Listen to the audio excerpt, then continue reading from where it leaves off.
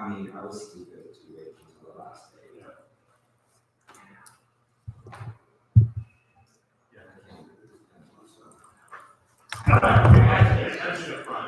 No, I don't.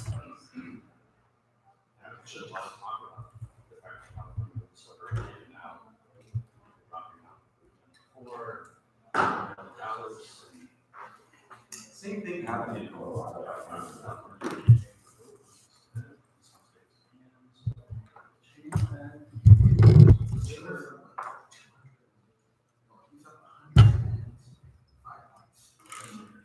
But California is the kicker. It's 400%. Oh, we won mountains, but probably.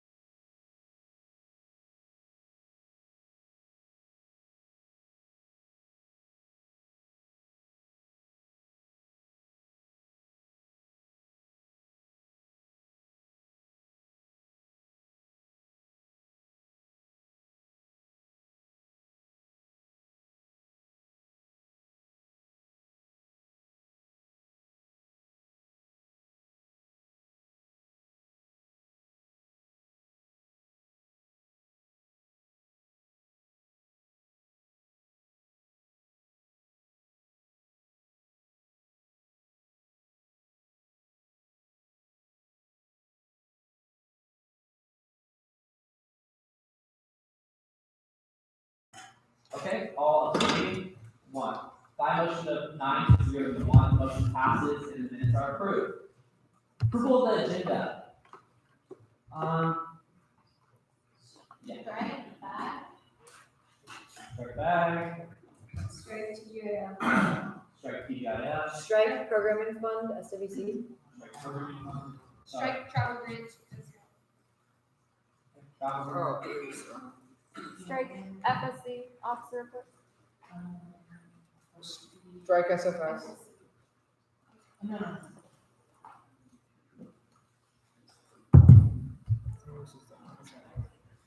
Oh, so we need to strike transport. Yes. Yeah, let's strike transportation referenda.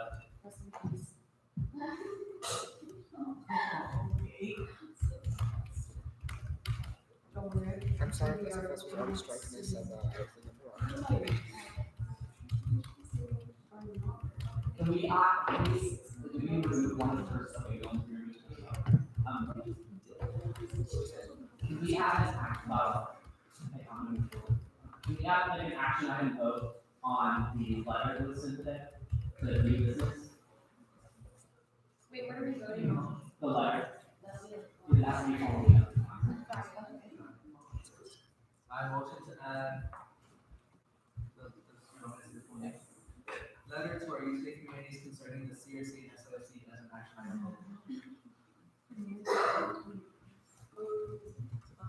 I second. All in favor?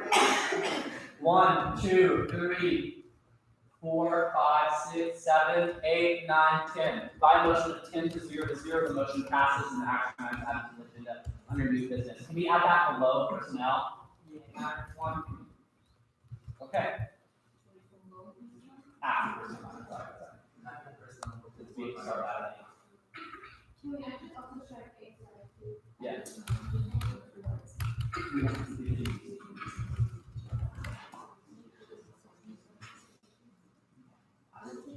Because they're. Can we vote the action vote before the UCC? Yes.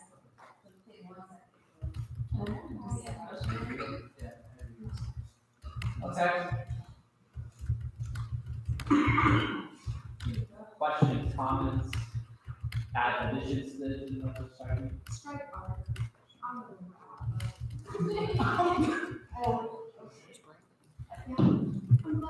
Others?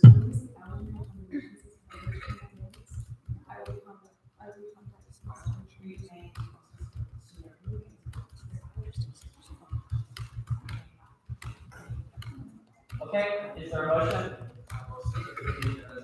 Is there a second? Okay. Is it all seconds? All in favor? 1, 2, 3, 4, 5, 6, 7, 8, 9, 10. By motion of 10-0 to 0, the motion passes and the agenda is approved. Okay, we're moving right into the ASUCLA Event Services presentation on ASUCLA Events Resources. Hi, Marisa. Hi. Hi, everybody. I'm Marisa Osborne now. My name changed. Happy marriage. I got married. Oh, Thank you all for that. That's really great. And this is Jasmine. Jasmine's my marketing specialist in our office. So she's one of our admins. And the reason why we're here today is because I wanted to. I wanted to just kind of reiterate to everybody, to all the different commissions, the different opportunities that we have through ASUCLA Event Services to help you all with promoting your events and what you're doing in your various offices. Real quick, we do have banner advertising, the physical banners over Bruin Walk, as well as the bridge, the Union Bridge between Kirkhoff and Ackerman. Bruin Custom Print, we can print those for you. And during lottery, which just ended today, is when you can reserve them for 1 week. But now that lottery's over, you can reserve another week. So you can have up to 2 weeks in a quarter, okay, for the physical banners. Also, any questions about that? In the different student union complexes around campus. So there's 5 between Ackerman and Kirkhoff. And then we also have North Campus, Laval, South Campus. And so if you do an event, if any of your offices are doing an event in Ackerman, you get free 7 days prior to that event posting on those screens to help get the word out, to kind of get the graphics going. And those screens are right next to our schedule screens. So as people are like sometimes kind of standing to look and see what's going on, they can also see those. So that's free. If you're not doing anything, if your event's not in the union or you want a longer time frame, you can definitely look at, there is a small cost for that. It's $5 a day, or it's $25 for the week, and the week is 7 days. So you have an extra 3 days if you do about a week. So just something to keep in mind, extra ways to help them out, right? Then there's also physical flyers. So if you have your physical flyers that you have produced for whatever it is that you're promoting, as long as it mentions UCLA and is affiliated somewhere with UCLA, since it's your offices, right? It would be, right? Then you can post one of the flyers just by the elevators here down the hallway in Ackerman by the information window. You submit it at the information window, and then there's also spots underneath there if you want multiple flyers out there as well. Restaurant operations, this isn't through our office, but just so everybody knows, like, we really are here to help you promote and get engagement for everything that you're doing. And we just want to help additionally show you our support and how we do that. So also restaurant operations offers table tents in the different dining rooms as well. So you can work through the restaurant operations office to do that. They plan those out per quarter also. Okay, so just kind of that. Last but not least, the ASUCLA app. Did anyone go through the training in the, yeah, I'm seeing the faces. We did the training in the beginning of spring, was it last year when you guys took your offices? We talked a little bit about the app. Jessica gave you logins. So the offices here for USAC and GSA are the only ones other than my team and I that can access the back end of the app, so it can help you promote your events. If your event's in the union, we automatically do it. Jasmine does a lot of research on, she'll reach out to the programmers and like, do you have graphics that we can post as a flyer with it on the app? What's a description? She does a lot of research on the Facebook pages or and trying to figure out what things are reaching out to your offices when they're in the union. But your offices are the only ones that have access to be able to go back in on the app and put things up there. We have over 6,000 downloads now on the app, and we promote it every summer to the new freshmen that come in. So we're trying to get downloads all the time, right? And so it is current students and faculty and staff. So this is a free way for you to just go in and add to it. People use the app to see what the hours are in the union. People use the app to see what events are. Events is like first part of it. So you can do that. Let your marketing people and your communications directors know about it. Jasmine is going to, on the screens, real quick, kind of walk you through posting event briefly. Okay, so before you go into that, do you have data like which buttons are clicked the most or like how often it's hit? The back end data, I don't have, but I can get that. I can get that information. So like which parts of the app are clicked through the most? Yeah. We currently now populate it with all of our, like you'll see definitely the store sales are posted in there. You'll see events that are happening in the union that your different offices are hosting and other student groups that are hosting here in the union. We promote them through the app. So people do look for them. Okay. So go, take it, Jazz. So those are gonna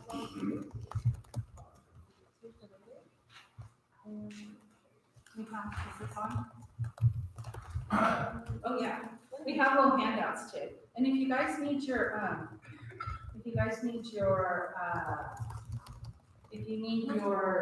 logins, I have them. Okay, so in case you lost them, you can always email me. My email hasn't changed yet, it's still Cordova, but that's all. Okay, so the first step is logging in, Yeah, you log in, you have your own login. Go for it. and then you would press new. And then on here, And then on here, you can even like add an image if you'd like. And then you put the name of the event, the description, location, and then cost is usually is always 0. And then the organizer, so you would like put your organization. And then the time and date. The only thing about the time and date is that you would need to put the military date if it's like after 12. And then I can show you guys an example one too.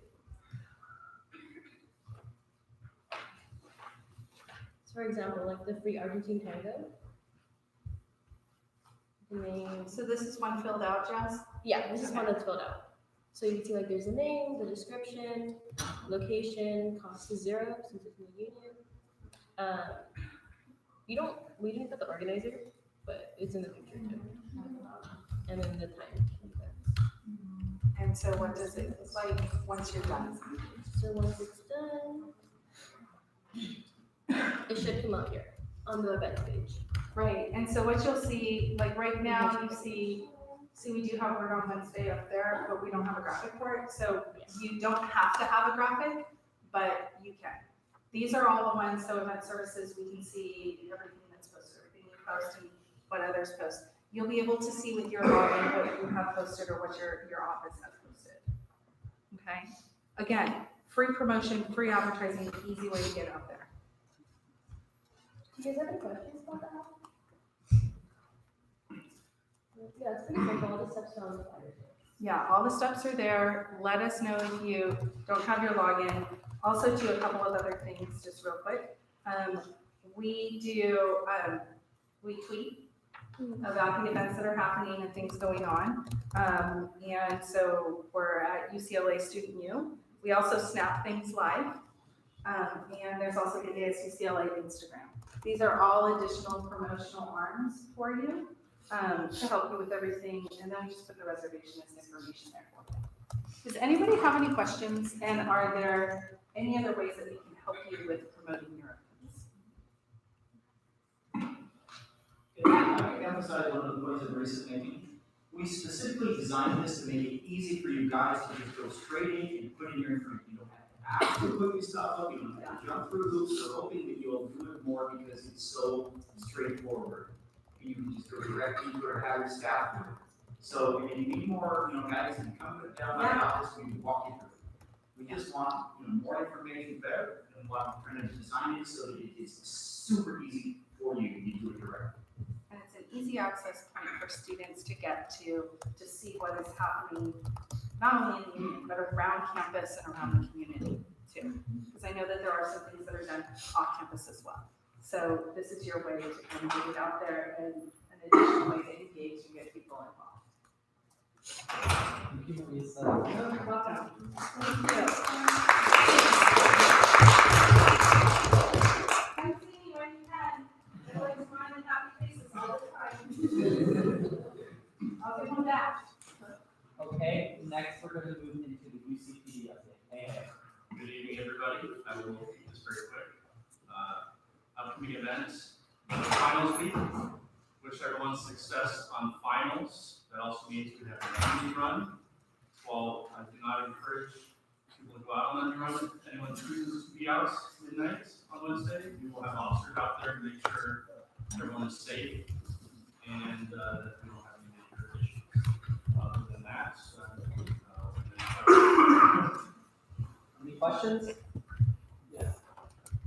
Why do you not encourage people on the it's not a sanctioned event, and it's inherently unsafe running out in the middle of the street.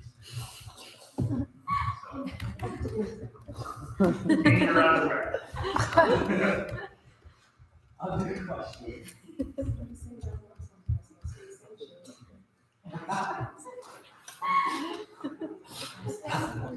Other questions? Okay. If there's no other questions, thank you. We're going to move on into our public comment. Hi everyone, public comment is a time for the public to address council about any issues related to council or issues happening on campus.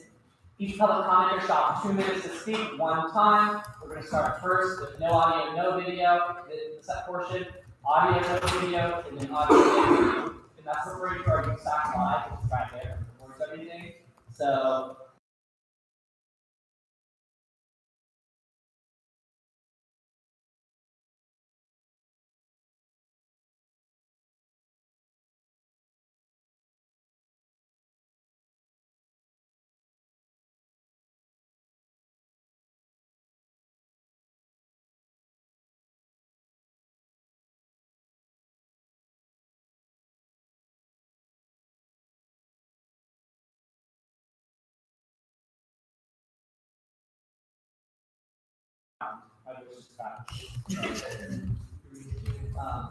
front row,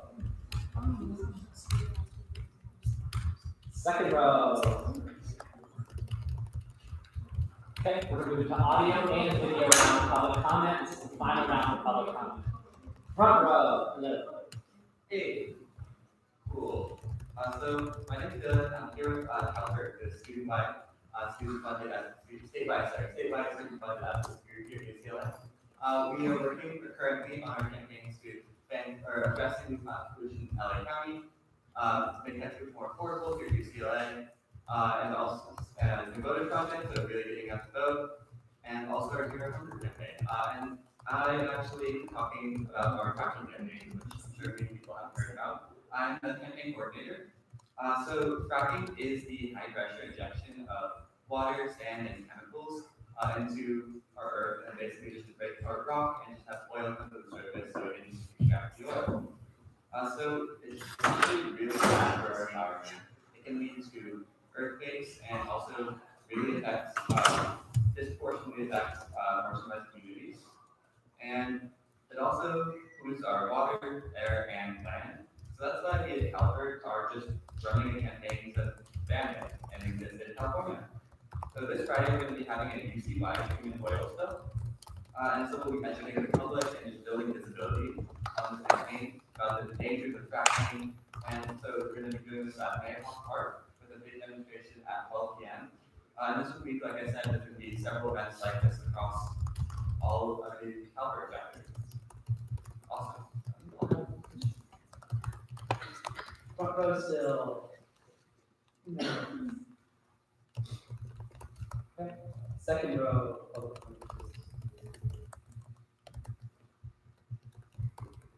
Okay. Last call for public comment. Okay. If there's no more public comment, then we will conclude public comment at 7:29 p.m. Thank you all. We're going to move into capital contingency. Hi, I'm Christine. I'm from the Finance Committee and I'm proxying for Nadia and David. This week, we didn't receive any capital contingency applications, so we're not allocating out anything. Contingency program. And then for contingency, we received 15 applications and the total amount requested was $10,236.93. And then we are recommending $5,726.33. Is there a motion? I motion to allocate $5,426.33 to non-USAC. I second. All in favor? 1, 2, 3, 4, 5, 6, 7, 8, 9, 10, 11, 12. By motion of 12 to 0, the motion passes and contingency is approved for this week. Okay, Vice Chancellor Beck. Hi. Nice to see you. So this is about the facial recognition policy bans and the coronavirus updates. I'll let Kim take it away. Hi, Vice Chancellor. Yeah, we just wanted to invite you here so that I could open up the council members if you have any questions about facial recognition ban that was announced about a couple of weeks or two ago, as well as the coronavirus updates that you sent to Robert, Zach, and I specifically want to ask how will the coronavirus update affect study abroad? I know that some schools, some universities have actually been kind of considering stopping certain programs. And Great, thank you for having the opportunity to talk to you and to answer your questions. with regard to the facial recognition technology, you may recall, and you're a couple times talked about that, we developed a security camera policy to create guidance associated with the use of security cameras on campus, primarily those pre-existing. In that process, the policy did not consider facial recognition technology, which means that it didn't prohibit it. So we would come back and take a look at, were there limitations to facial recognition technology that would make sense so that we could, so that if it were utilized in the future, it would have certain limitations and then otherwise would be prohibited. We developed some very limited uses associated with multi-factor authentication, and then potentially those for use for individuals to notify authorities if in fact something was a state way or TRO is otherwise supposed to have a campus that define this potentially risk to campus would show up and then get notified. So we shared that here, and there was a forum with students, went to the academic senate, and there seems to be a fair amount of anxiety about the thought of utilizing facial recognition technology on campus, even in that very limited manner. And we didn't have any existing plans to use the technology, so we got back with our team, and it seemed as though there wasn't really a big impetus to use it, so we're going to be modifying the policy to actually prohibit it outright, so it wouldn't be able to be utilized for any use on campus within the security camera systems. And so that policy will be updated, it'll be circulated, and ultimately any questions on maybe that one before we jump to the coronavirus? Yeah, last week there was a COLA action, at COLA, and there was threats of using the security cam footage to identify and punish students who were part of the action, which to me seems very ironic given that Missouri had just released its decision to not use facial software recognition. So I'm wondering how that comes into play. Is there a difference between technology being used on the Hill and technology being used on campus? There's not. There's no facial recognition technology being utilized in that situation. And then just to clarify, as it relates to that event, there were a number of students who actually basically stole food from the undergraduates who actually paid for that food. So the intent is to view the footage, and if individuals can be identified that were participating in that theft of food and campus policies as it relates to that, then potentially there are student discipline actions that could occur, and we'll leave that up to the student's office, but there's no facial recognition.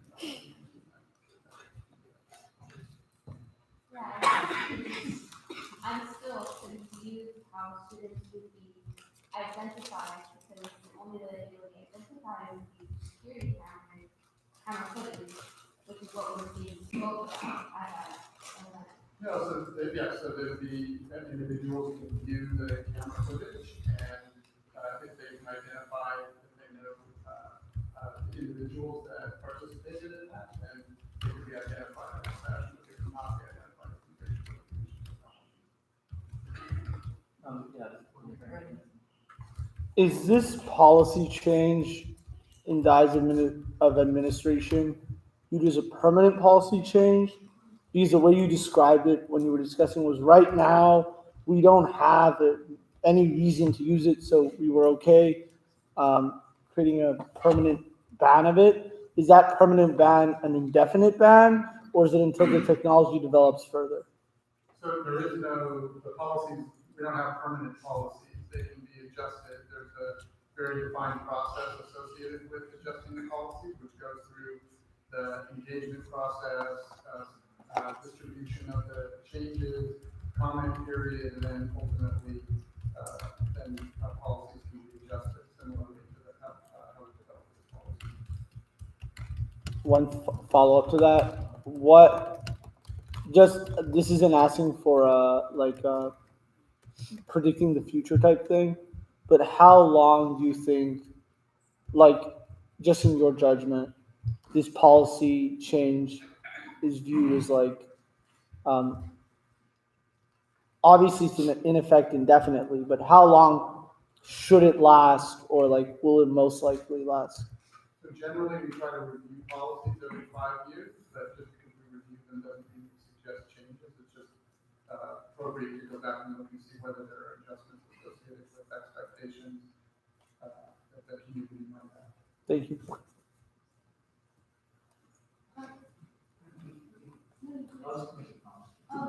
I was gonna ask, is the updated policy with the language that's prohibited from consent law, like for review as well? I don't know the answer to that at the moment, but we'll sort of look at it. There's also an adjustment, and I remember with you or Ken that actually raised the issue, but there's also we're cleaning up the definition that's associated with the use of the camera in areas that are correct. Just a quick comment on, like, individuals will be identified as, tax relief, and they were like, no, but like, that to me, that just sounds like arguing student leaders on campus. I don't think that's the right, cool about it, but that's just my 2 cents on it. Other questions?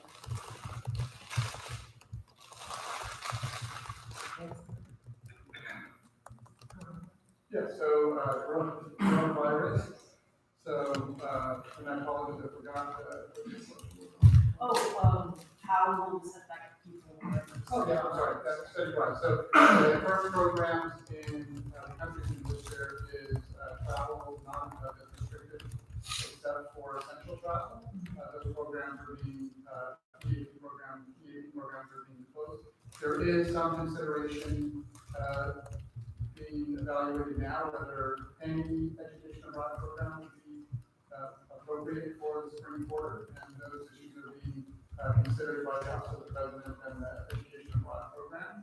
We have about 150 students that will be participating in education abroad next semester, and so if those programs are canceled, we're looking today about how we can make sure that we can incorporate them into housing as they sublet their units, or didn't otherwise have housing if they were expected to be away, or they wouldn't have obviously enrolled in courses for the spring quarter, so we're looking at if in fact that they weren't able to participate and go back on campus, so that we can incorporate them in both the learning environment, and if they were theoretically didn't have a place otherwise, and if we would try to identify space for them. I have a question in regards to like plans, because we're always talking about like, emergency preparedness plans. And I was at the undergraduate council meeting on Friday, and Denise Pacheco was there, updating us about like, the status of the coronavirus. And she like really elaborated on how there's like multiple plans that, just a variety of plans depending on like how many people it affects, how it affects people. So I feel like that information would be like useful to the rest of council, because I wasn't there. I mean, they weren't there, but I was. I don't want to summarize, so that can No, sure, there are actually multiple plans. We have plans in place in case somebody ends up returning from a country that actually requires a 14, that if you return from two countries, Iran or mainland China, requires a 14-day isolation period. And so we have plans in place that there's a student member who lives in our housing, that we have set aside additional facilities that they would be able to isolate there. We have plans in place that if an individual who is potentially become exposed to somebody who has the coronavirus and then becomes symptomatic, meaning which they develop flu-like symptoms consistent with the coronavirus, then we have plans to be able to accommodate them either at the Ronald Reagan Medical Center or in dedicated housing facilities that we could actually provide the care. If in fact the spread became much more significant, and we would have a larger number of individuals who might be considered called PWIs, persons under investigation, in which they were potentially exposed and now they become symptomatic. We have a large number of those individuals. We have multiple plans that, or a plan that identifies creating much more housing availability and being able to operate sort of a makeshift medical facility that would be incorporated so that we can care for those that are sick and then isolate them from the regular population. And then we have plans in place that if it gets even larger, we have mass quarantine plans that you actually, some of you may have seen last year during the measles case on campus. So we have plans that we implemented associated with sort of what we call mass quarantine. So those exist. We also are working, and you'll see a Bruin post coming out tomorrow with regard to continuing education. We refer to it as academic continuity, so that in the case that a class needs to be canceled because somebody in the class may have been exposed or may have exposed the class and they can't meet, and those students are isolated somewhere, how to continue that educational process. And so there's the Bruin post going out tomorrow, which will talk more about the different tools and services that exist for faculty and how we're helping faculty who are not familiar with Zoom or CCLA or other tools that might exist that would enable them to continue to engage students in their academic pursuits if we weren't able to meet in a particular location. There's also plans in place following the CDC guidelines associated with suspending certain events if certain criteria occur. So, if in fact there's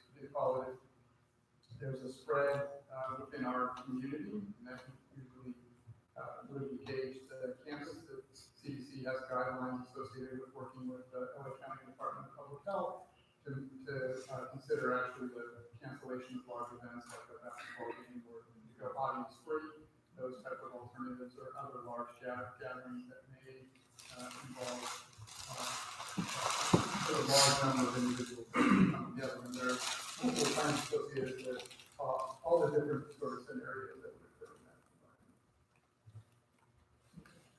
Obviously, coronavirus is somewhat different from like a normal flu in that it has the long incubation period, and you won't know necessarily if you're transmitting something. But if theoretically there was a very large percentage of the UCLA population that either was exposed or contracted it and healed. So like, let's say 25 to 30% of the UCLA population, where one could assume that within a matter of, after you reach a certain threshold, like everybody's going to be exposed to it.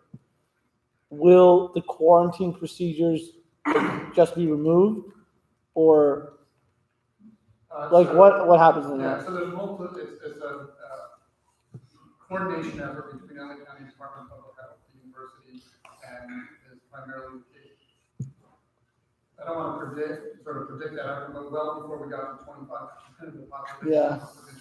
Hopefully. We would probably be closing the campus and taking much more dramatic. That's a very dramatic sort of exposure activity. We normally deal with a small fraction of the population, and the goal is always to control before it actually gets to be that level population. They are, the LA County is contemplating, as well as the CDC, associated with what are those thresholds associated with when schools and universities might want to consider really sort of ceasing their primary activities. Yeah, Isabel, and then Ruby here. And how does this affect students living in Newcastle? What did you say, sorry? In which way the same thing would? So they have like, they're either in UCLA with primary school or a school that is not. Right, so if they're living in family housing owned by the university, and they would become PUI, if they were to become exposed, they could self-isolate in their unit, and that's a decision that gets made between the LA County Department of Public Health and ASH and the university and individuals that are impacted. So maybe with the roles they have within that household, that may not be practical to isolate them. And so the idea is to then work within that environment so that they can ensure that reduce the potential spread to other family members. And that's not individual case basis. Actually, most responses are individualized until you get to the scenario.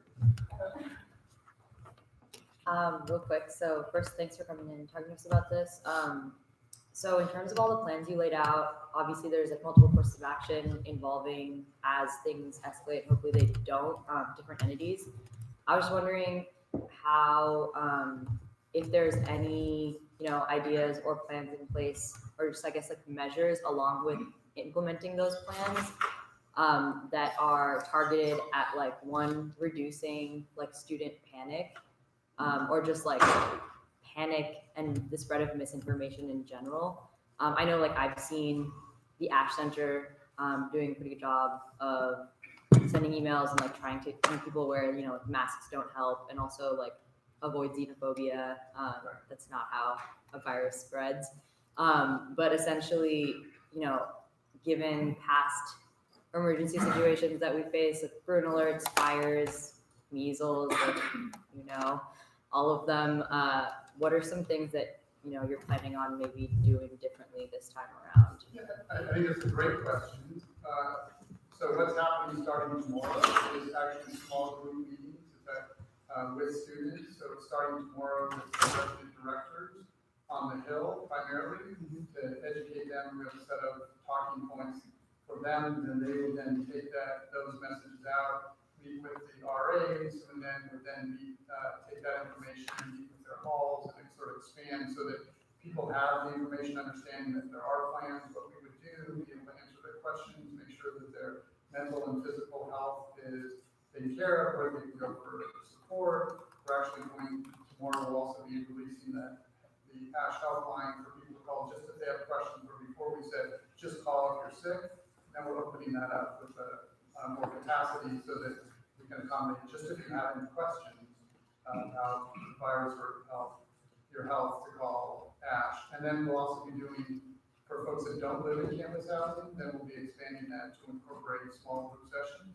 One of the ideas is also to include the USAC has a small group session, so that you as student leaders can be informed with the same level of information that we're providing to the RAs, so that you can again sort of help reduce panic by having the right information and be able to say, well, no, that social media post isn't accurate. I got the information. I know what it is. I feel comfortable with what the procedures are.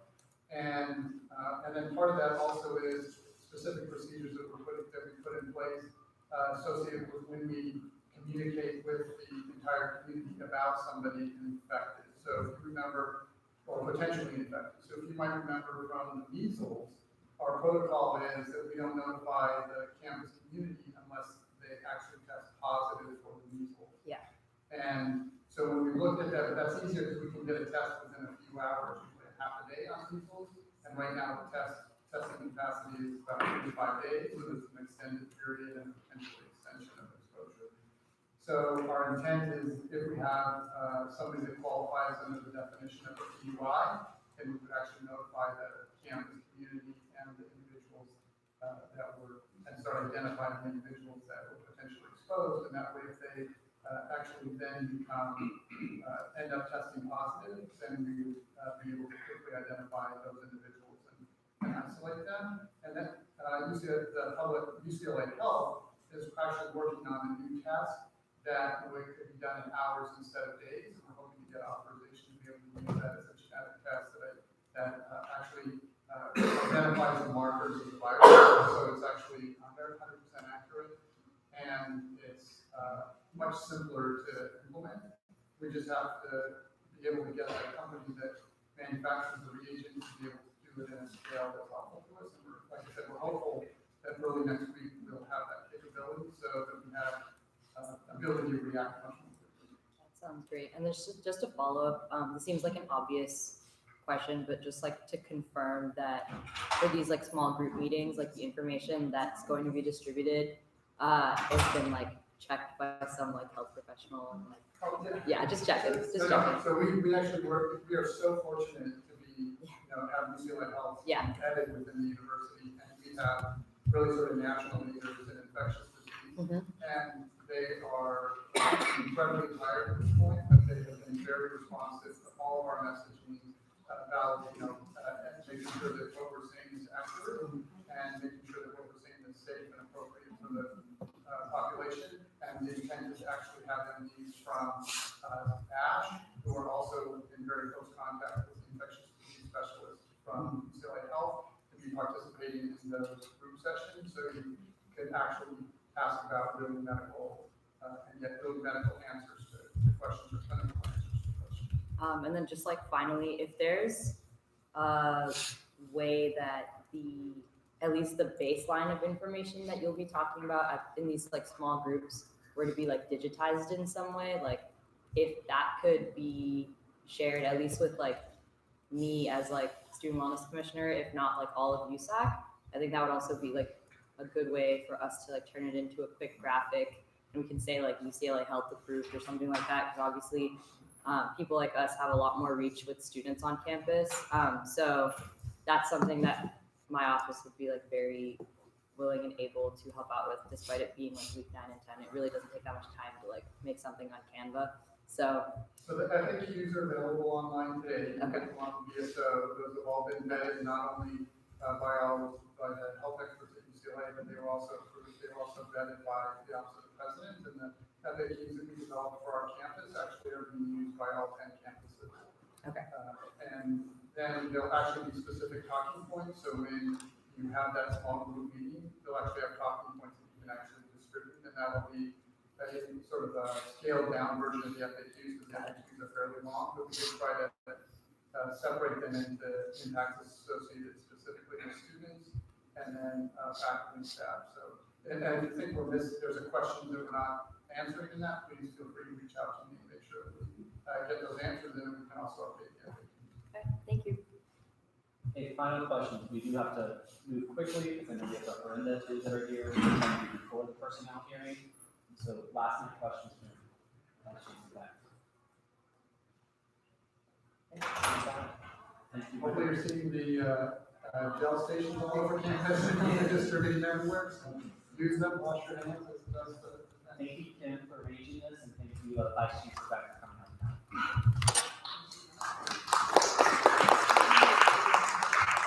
Okay, we're going to move on to our letter to our UCLA communities concerning campus petition committee and student outreach committees. So, we've already all unanimously individually signed on to this. So this is a formal vote, so that it can be the minutes and actually formally voted on by USAC. So unless there's further discussion, it's pretty self-explanatory to follow. Honestly, it's involving questions. Yeah, okay. For the benefit of anyone watching or in the audience who doesn't know what you're referring to, can you read the letter? Yeah. I can read it. Yeah. Okay. This is in the minutes. The undersigned mother organizations, student organizations, entities, and individuals demand that the administration and the community for our CPO comply with the request made by the Undergraduate Students Association Council of USAC on November 19, 2019, to present the past 3 years of budget reports to the undergraduate student body of UCLA. We are extremely concerned with the disbursement of the Campus Retention Committee, CRC, and Student Initiated Outreach Committee, SIOC funds. Considering these funds are comprised of student fees collected in accordance with the social justice referendum, lead referendum, post-referendum, care referendum, academic success referendum, and the service referendum. The CRC and SIOC administrative representatives, and therefore the CPO, have allowed for the continuous violation of the statement of understanding between USAC, student affairs, and committees. The SOUs for the SIOC and CRC state that an annual budget report will be presented to USAC, something that has not been done in years. Similarly, both committees are to maintain full authority and jurisdiction over all the funds for student-initiated outreach and special education membership fees, both of which are allocated to the SIOC and CRC respectively. However, CPO administration has limited the autonomy of committee members in both the handling and decision-making regarding the distribution of these funds by providing committee and negated any further conversation on line item requests due to these imposed budget restraints.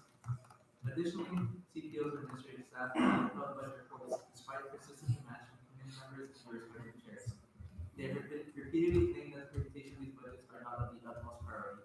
This claim is paradoxical, given that the committees are granted authority over the allocations of these funds and subsequently reserve the right to demand such requests from an administrative entity that is meant to act as university support. The blatant disregard of the committee's demands contradicts the fundamental notion that these committees are to be student-run and student-initiated. It is clear that undergraduate students who comprise of SLC and CRC are not to blame, but rather the CPO administration, who has continuously worked to strip students of their mandated rights. The CPO was originally established by students of color for the purpose of supporting students from underrepresented and marginalized communities while fostering a safe and positive environment. Students have witnessed and experienced CPO's deviation from their original purpose of serving students. In recent years, tensions between the mother organization and the CPO administration has increased due to mismanagement and the continuous suppression of student voices, a glaring contradiction to their original purpose. This issue has seeped into the SIOC and CRC, resulting in decreased student control over student-led initiatives. Students have dealt with unjustified late and absent notices for meetings initiated by the CPO, have been threatened with the removal of personal electronic devices, threatened with dismissal of their meetings, labeled racist for disagreeing with administration, and have been overworked. The lack of transparency and accountability, hyper surveillance, microaggressions have made the community programs office a toxic and unwelcoming environment for students of color at UCLA. We are deeply saddened and concerned for the struggles of our predecessors are minimized and disregarded by the administration of CPO, and select voices have been strategically excluded from decision making within CPO. We demand full transparency and accountability to students of color and other marginalized students of UCLA from the administration of CPO by fulfilling the following. 1. Immediately presenting and publicizing the entire budget of the SIOC and CRC for the 2017-2018, 2018-2019, and 2019-2020 academic years by March 9, 2020 at 12 p.m., which includes the following.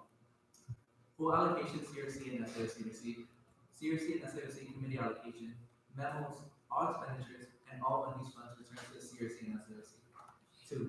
Posting meeting minutes and agendas to the CPO website for all student-initiated outreach committee and potential committee meetings 5 days prior to meetings. 3. Visit the SIOC and CRC and SOUs with the USAC, mother organization representatives, the office of affairs, and SIOC and CRC committee members to ensure that moving forward, entities are being held accountable to this mandated in these documents. If any member of the CPO administration refuses to comply with these demands, we demand that they resign from their position. We will no longer tolerate the ever-present dismissal of our concerns in any form of retaliation may be imposed on projects housing of SIOC and CRC.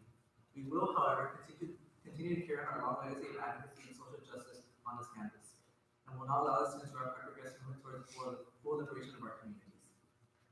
And struggle in solidarity with the undersigned boards and students. Do you want me to all the names? That's a lot of names. I'll name the words. So, African Student Union at UCLA, Metro at UCLA, Muslim Student Association at UCLA, Queer Alliance at UCLA, Saham Filipino at UCLA, Parenting Students at UCLA Organization, Underground Scholars Initiative, Afro-Latinx Connection at UCLA, Unión Centroamericana at UCLA, Pakistani Students Association at UCLA, Student Labor Advocacy Project at UCLA, the Transfer Leadership Coalition Executive Board, USAC, Undergraduate Students Association Judicial Board, the Graduate Students Association, the University of California Council of Student Body Presidents.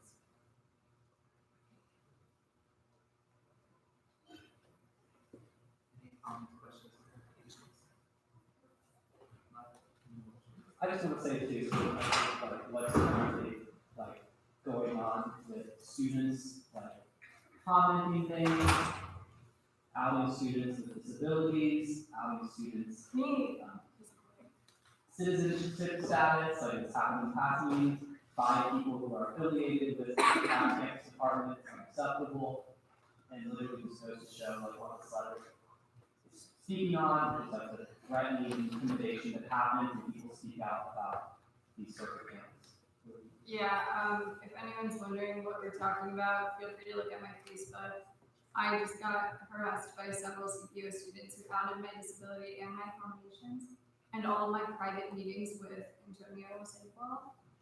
So I will be taking it to student conduct and 88504 to file a official complaint, but no student's privacy should be outed over a Facebook fight.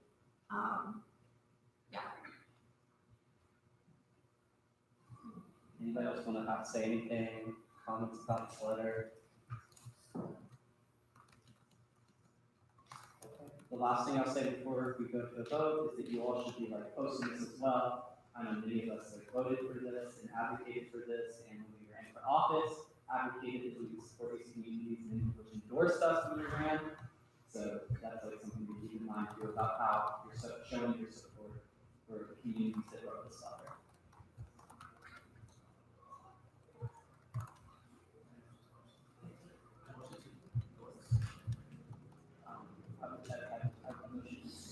To support the letter for USAC communities concerning the CRC in this case. I second. All in favor?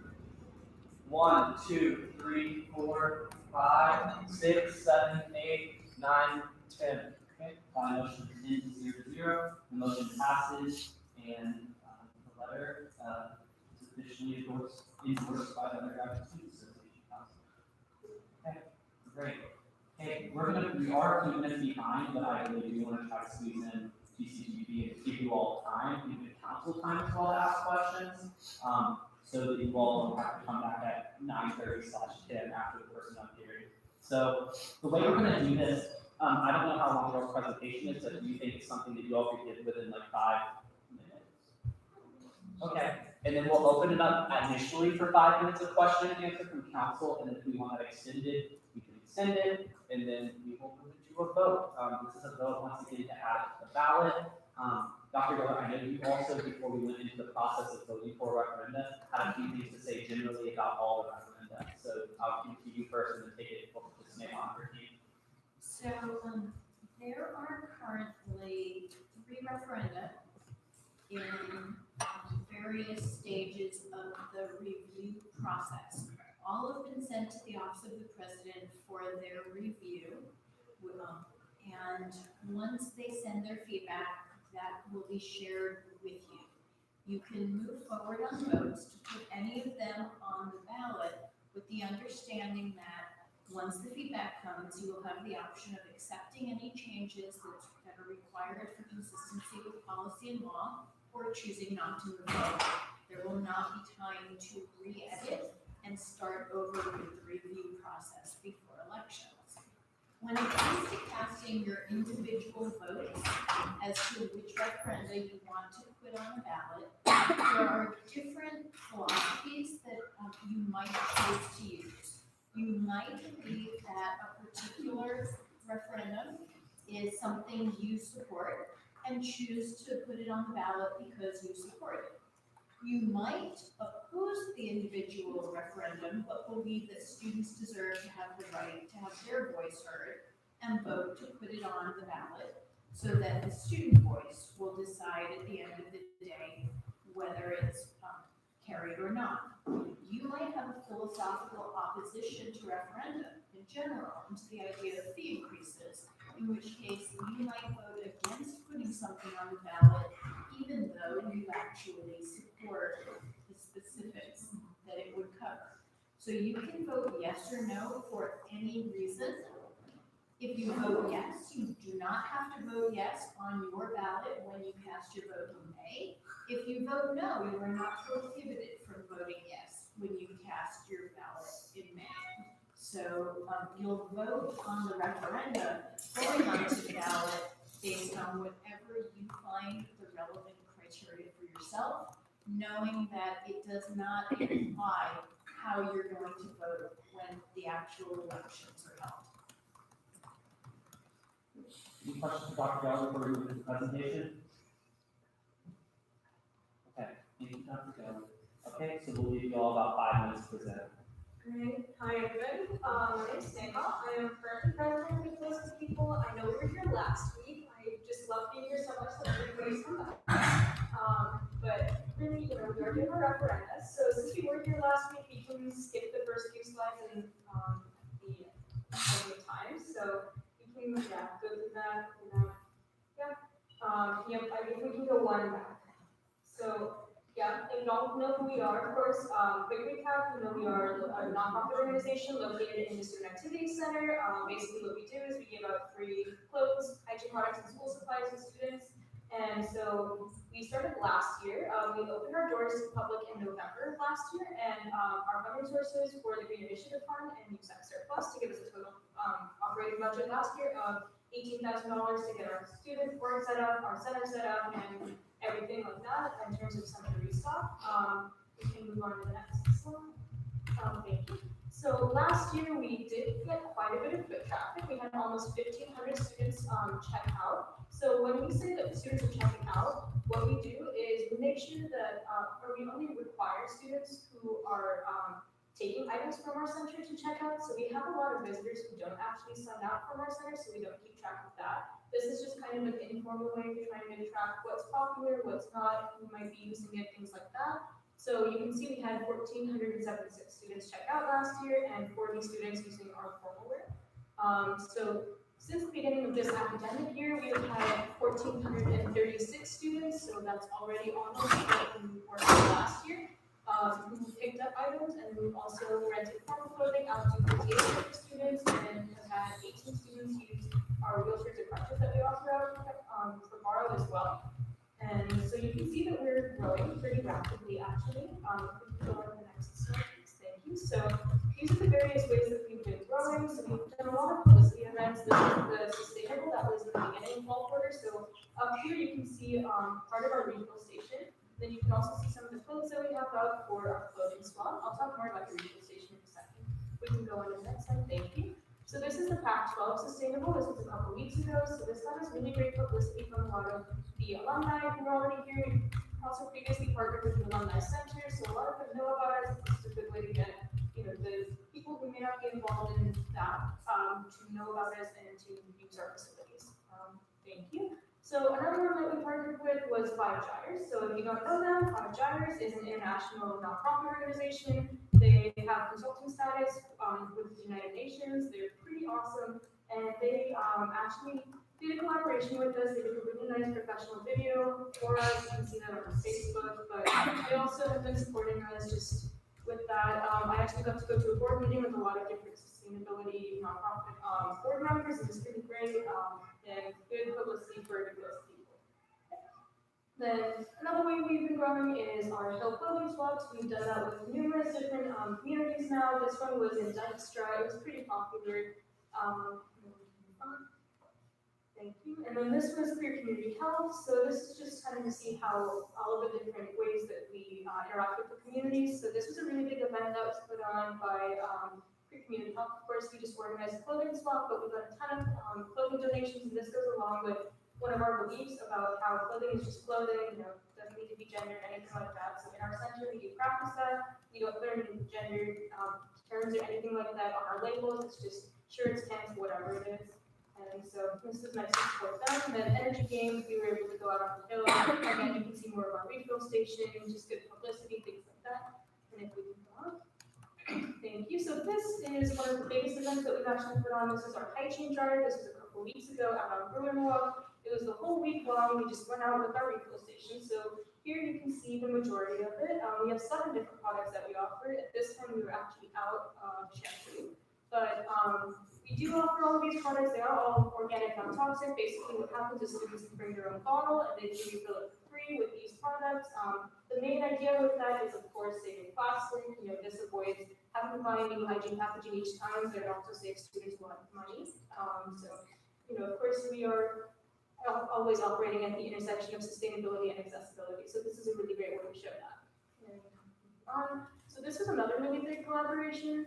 This was just a pop-up shop that ASUCLA did, but as you can see, it's like if you donate to our organization, then they will offering put you in a raffle to win free apparel. But this is just kind of the beginning. We are actually partnering with ASUCLA. Pretty soon, we should be getting donations through them in Hilltop, so they're going to have that set up for us. So there'll be even more publicity, lots of clothing coming in through that. And so one thing that has kind of been hindering our growth is our funding. So we haven't really had great funding this year. And while we've been really successful nonetheless in terms of our clothing, we haven't really been able to provide all of the other items difficult, and of course, a lot of this is our own fault, you know, it was a growing learning process for us.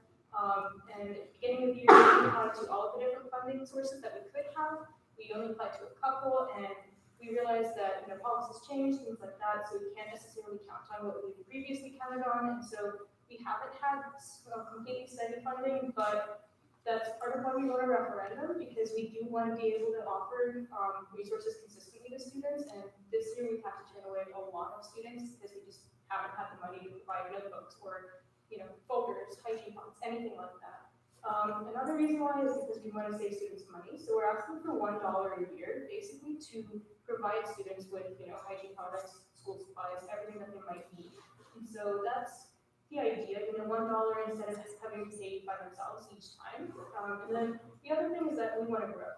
So, I mean, students do care about their tuition, so they are going to look at where their fees are going. If they see 33 cents to good close to people, they're probably going to wonder what that is. And that might bring in more foot traffic to us, which is of course what we want. We want to be able to help as many people as we can. But also, one of the things that's really unique about UCLA is that we do have a lot of funding bodies. And so that's not something that other campuses have, but we do think, because we are a nonprofit organization, we think that we could have a presence in other universities as well. But we recognize that because we are unique and have a lot of funding sources here, that's something that might exclude other universities from being able to provide similar resources. So by setting precedent and using student fees to fund this, that might be a way for us to grow and make this a more nationwide thing. So if we can move on, we can see that this is the referendum language. So Shelby University's Undergraduate Student Association, instituted a new fee of 33 cents per student per quarter to fund school supplies and hygiene products that are available for free to all students at USAC's Good Clothes Good People Redistribution Center beginning in fall 2020. So it would only be during the regular academic year, no summer programs and anything like that. And as our usual, 25% of that would be going back to financial aid. So what will the fees be used for? It'll just be used for our nonprofit status, basically. So in that sense, it will just be funding the hygiene products and the school supplies. So we're not applying for anything that relates to our student organization because we recognize that we're not that special for that part of it. So this is just like making it for what we want to provide for students. And you can see a breakdown of that on the next slide. And because we don't know 100% on what our budget might look like, any unspent money would go back to USAC surplus if we have that. So that's our plan for that. I believe that's it. So are there any questions? Yeah, so we're going to look at 5 minutes initial question answer, and if there's more, we can extend it. Also, we'll be mindful of time of classes here as well, so we will. Yes, questions or comments.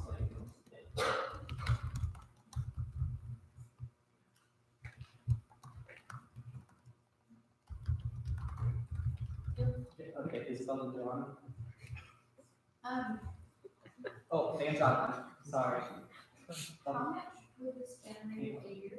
It would generate roughly $8,000 a quarter, so close to 24K a year almost. Yeah. And how much is the center currently spending on hygiene products and school supplies? So, like I said, part of that is that we haven't had completely steady funding, so we haven't had a completely accurate estimate of all of that. But in our first few weeks of spring or fall quarter, we went through about $1,000 worth of hygiene products, school supplies, in the first 2 weeks. And so, based on that estimate, as well as what we've been getting from our hygiene product refill station and other things, we're estimating that it should be about $25,000. But we haven't had completely consistent funding, so it's kind of a little bit of guesswork. In fact, based on our foot traffic, we would be looking more in terms of like $35,000 for funding, but because we want to just be respectful, we don't want to ask students for too much. We're shooting more for like 25. And you had an $18,000 operating budget this year? Last year. Yeah. What was it this year? This year we have just been applying case by case, so mostly for events, things like that. We've had some support from SUC programming fund, but $1,750 from them. We've applied for contingency various times, and just I think so far we had about $5,000 that we used for restock and everything like that, and pretty much all of it is already gone. So and the $18,000, how much of that went towards hygiene products and school supplies last year? Yeah, so a lot of it went to setting up our year, so finding things like graphs, to actually get everything, there. I would say probably 7,000 or 8,000, but we didn't have as much popularity. We also started offering lots of new products. We touched on it a little bit last week. We started offering 18 new products, and so, we do need more money to be able to keep up with those and also attracting people from this week. So that's part of why we're asking for some of the more recent What organizations have you been collaborating with? Especially mostly in the utility, what the student support looks like, across the communities.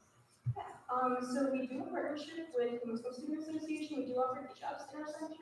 We also have partnered with the LGBT Center for Community Health.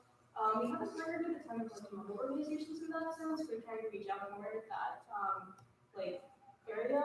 But in terms of who we have been collaborating with, it's a lot of different organizations that typically deal with accessibility issues. So student organizations like Rooms for Accessible Resources, and then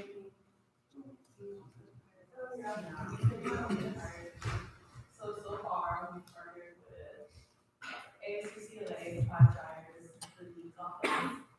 A lot of other organizations, including Community Northwest, Delta Terrace, Extra Hall, Ubrista, Euro Hall, UCLA Learning Center, where we accepted donations. USAC offices, such as like our first year at IUP, Community Health, Farmers Market, and located there in 7. CalFresh, we consistently promoted to students who are in progress to start who need resources, Sales Scholar Society, and the LGBT Campus Resource Center, which is also right across the center. Who's for accessible resources, like you said, a novel at UCLA, and the local project. Yeah, we have like a full list too.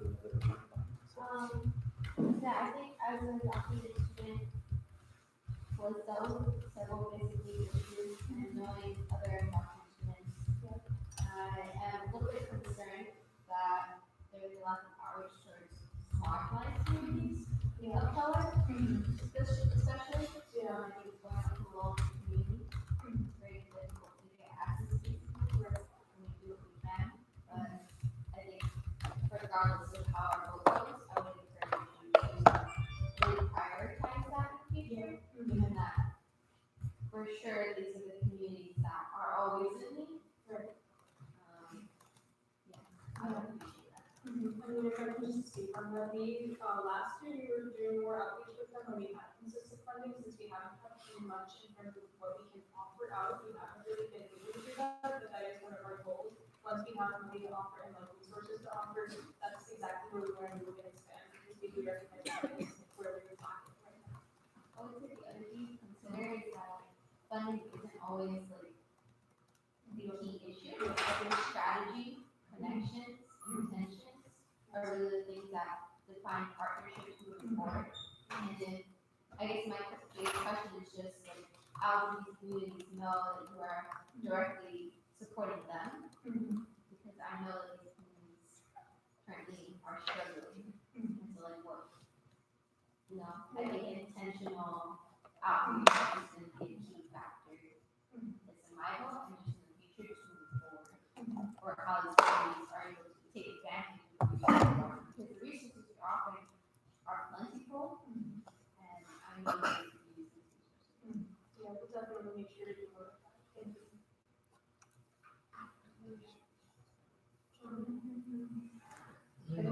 It's Jonathan's turn. You can go to Yes, Lily. good job. Lily, you can go. Sorry, could I just add on to that too? Sorry, I wanted to respond to what John was saying as well, is that, I know Sneha wasn't involved initially when we had actually created the center as much, and Jimmy and I were. And one thing that we did that was really beneficial last year that should definitely be continued to be done is we did meet with the other tenants of the building, including Road Resource Center, USP, the LGBT Center, Bruin Court, we actually partnered with. So we get references, and I know it still happens, we get references all the time from BRC and undocumented student programs of students who come in and say, hey, I have a need, where can I find this? And oftentimes it's in ECTP. So maybe continuing that type of outreach with like the neighbors as well is a really good idea. Moving forward. Yeah. Last thing I'll add is, I like the evacuation program, and I know the LGBT center and the DRC are right next door. But like I said, certain communities are marginalized and like physically and just like in the world, so like outreach is going to be very intentional. I encourage like it needs to get creative and go further than what you're comfortable with. And it's not just next door. It's definitely crossing their communities. In order to let them know that you are here for them. Okay, Lily, then John. Yeah, I just want to ask if you're still logging visitors. Yeah, so the data was recent up until today. That was up to It's confidential. There's nothing ever reported. So no identifying information. And it's all like, if they want to, nothing is mandatory, the only time that we make students do it is if they're using our rental systems, because we do need to keep track of that, but everything else, it's just optional, we do encourage students who are picking up to, sign up, but if they're not, we're not gonna do anything. And we have about, I would say, probably half of the students that walk in won't even sign up. So So based on our foot traffic, we're getting about 15 signups and pickups per day, but I mean, there are often 15 people per shift. Like if you're sitting in there, it's like, it's a lot more, so I'd say probably a 1 to 5 ratio of students who are coming in, students who are, picking up. Or I guess students who are picking up, students who are, yeah. Yes, Jonathan. I just wanted to express my general support for this referenda. I think in general, like things like this are underfunded on campus, and it is, I think, such a small fee that can do a lot in turn. So my office is behind this for sure. Yeah, right. Was there somebody ahead of me, by the way? I didn't want to cut. Sorry. That was you. Yeah. Clutch. And then Brandon. Okay, I have a couple questions about of the refill stations. So the first question is there somewhere currently students are able to access the ingredients in all of these products? Beyond being organic, just need some. Yeah, of course, yeah, so we do always have that information at our center, because we did our recent hygiene refill drive, we did post like specific brand names and everything like that, so the students have access to that, if they come in and on the class, they message us, we have a response time of like under an hour on average on Facebook, we try to make sure that we're getting. And then my other question is, like, do you guys currently have plans to expand these products out to, I guess, accommodate more students in case each referendum passing? I guess, like, I'm asking specifically in the case of products like shampoo or conditioner. Right. Those are not universal. Of course, yeah.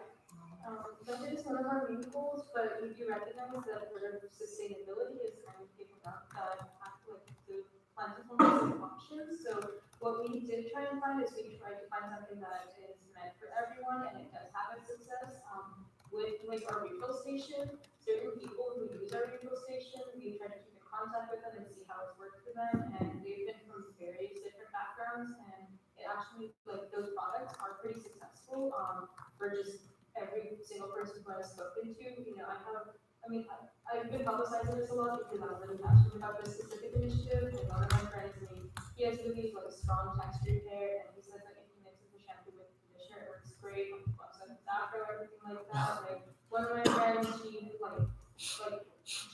is Asian, like it works well for her. I mean, for me, it works well as well, and I have curly hair, so it's like all of that. And then of course, everyone else who comes through, we usually do have repeat visitors, so if they like it, they stick with it. And I think with the refill station, we probably have about 70% like retention rate for that. I just want to say one thing about shampoo. It's actually like our most popular hygiene product. So for our hygiene drive, we got it. It came in shipment on Tuesday, and so we put it out for Wednesday and Thursday. By the end of Thursday, it was on, and we ordered 4 bottles or pouches of the shampoo, and that added up to already $100.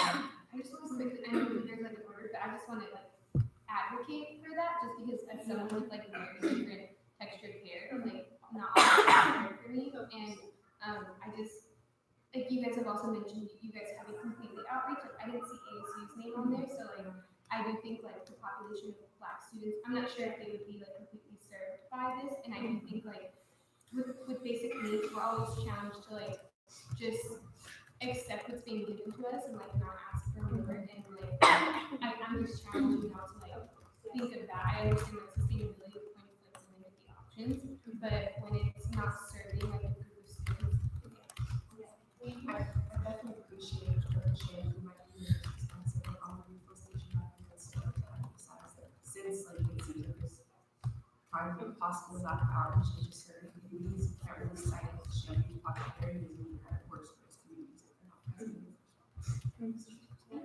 We definitely will try to like do as much as So let's get back to that. Brandon has hand up, Kim, and then Shahama, and then Dave. No. Because most organizations don't have a stable source of funding, would you consider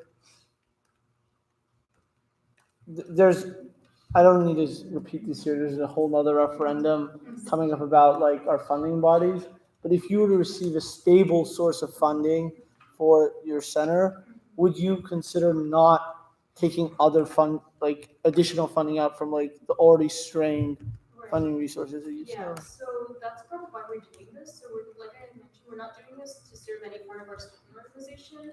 We're just doing this to serve like the resources that we offer. So in terms of that, and for resources, we don't want to have to ask for any more because we understand like everything is already running out of money. But for like our student organization, we would still like to be able to like, plan for things like that, but we will be applying for supplemental funds and it'll be much less. Thank you. I would just add on too that like I think the distinction that GCGP has made is really valuable too is that they do a lot of like programmatic work that's not actually in the operations of the center. And I think they're making like an effort to try to distinguish that as like their activities as a student organization with the operations of the redistribution center. So this is something I talked to Jonathan about too. It's just that every organization on this campus has a need for funding, and that's also why we're running a referendum to support those organizations. But I think the need of a redistribution center that can't necessarily rely on a funding body, say maybe not every single year, that shuts down the center. I mean, they're open and entirely ran every single day of the week for 8, 9 hours a day. It's simply not possible for them to rely on a funding body, especially when that funding body is already severely weakened in the amount of funds they can give out. So I would also just say that like a side effect of this referendum would be that like GCGP would be able to avoid taking funding from initiatives like PGIF, from surplus, from contingency. They could go to other student organizations if this referendum passed. Obviously, I'm a proponent of it and think that it will pass if it's put on the ballot. And I think that like not only helps GCGP, but it alleviates the strains on other funding bodies that otherwise would have been applied to by GCGP and that have been supported by GCGP in the past. So that's like another thing. And also, I just want to say that student organizations, that's certainly not a comprehensive list. I know that like when Jimmy and I like helped start the center, we did chat to the MO Coalition about GCGP. So yeah. Well, I'm pretty much behind it. It's not really an issue of like, I get the issue of like GCGP, sorry, needs a stable like funding source, but I'm just talking about the other direction. So like after they have a stable funding source, do they like no? The entire idea of putting a referendum on the ballot, that very few. I think it's a very valuable resource, and that's why I'm like in support of it. But the entire idea of putting a referendum on the ballot for a single organization, and then in addition having that access, and then in addition to that, like taking money out of like funding bodies where there are many student organizations that don't have that sort of like institutional access that GCGP would have. That's my main concern. Yeah, so can I respond to that? Okay. So the first thing is it's not going to a student organization. None of this money is going to a student organization. Jonathan, maybe we can talk about that in a second. But then the second thing is like the access is intuitively there for all of these referenda because it's a council project. Like as it stands right now, GCGP is a council project, and as it stands after the upcoming bylaw change under CSC, it will still be a council project. So like, yes, that access is there, but that's also the same access that like it's all the commissions there funding for their projects.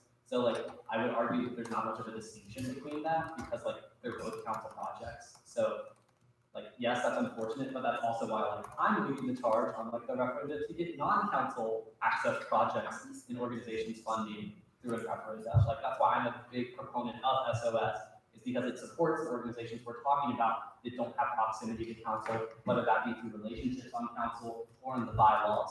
So like, but I want to be very perfectly clear that like the referendum language, like explicitly does not go to a student organization, it goes to the redistribution center. Like, and that's a separate thing. So the organization will not be applying for funding for any programmatic purposes. This is for the operations of the redistribution center to keep it up and running, so it doesn't have to rely on funding from any other funding bodies that it would be going to student organizations.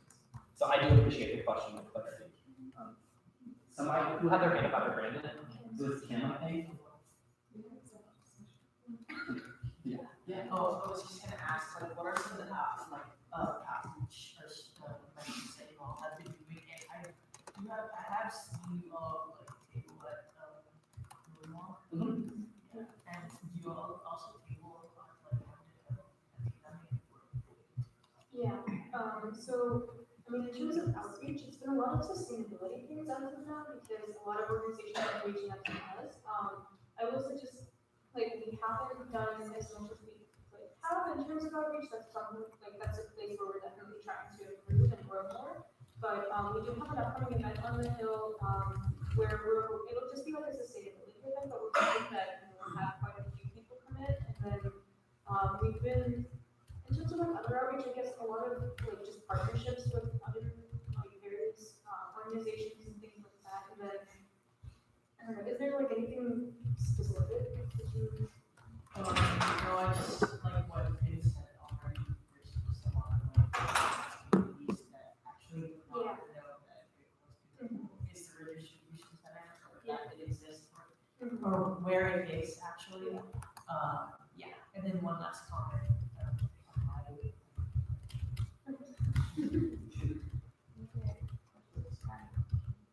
Jonathan? Sorry. Sean, I had a hand up. I forgot about that, yeah. I want to begin by saying that like I really appreciate the referenda, and I think like Jonathan said, like $1 can make such a large difference, and I support it as like as our office. That being said, I just want to like emphasize that just going off the misconception that a lot of times the people believe that international students are rich, they have a lot of money, and that's not true. A lot of international students are need these basic things but are unable to access them because in a lot of spaces for international students these things are not advertised because of the assumption going in that they probably already have it or probably can afford it. And I know that like international student representation is still something that is growing on campus but it's still very limited. So like I would appreciate if like y'all could make the effort to like reach out to like be at my office or like the Dashu Center or any international specific organization which can bring this to international students and let them know that like this is an open opportunity for them to. Yeah, we'll definitely use that. Thank you. Okay, time check real quick because it's 8:35 and we do have a hearing.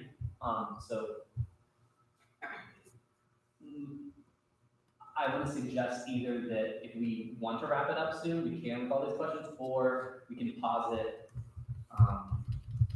And then at 9:30 or 10, like, I don't know if they can be here, but like I can be here as a resource, or what do we suggest? Yes, exactly. I think we should pause. Okay. Will you be here? I can be here. Thank you. We appreciate it. So we will, it's probably going to last like about an hour, here in this executive session. So we just ask everybody to leave and come back in. Thank you all for being with us. Is that okay with everybody who's been wanting to ask questions? Okay. Do you guys have like somewhere to go? Do you guys need access to? Oh, I'm good. I can use our office. Okay, yeah, thank you. I appreciate that. Thank you all. Okay, we'll see you all in like an hour or so. Appreciate it. Okay. So we need to make a motion to go into executive session. All in favor? Oh wait, Robert. Yeah. Do you mind? Oh, I'm so sorry. Okay, yeah, can we do, I'm gonna pause that motion real quick, and can we, That's possible, Robert. we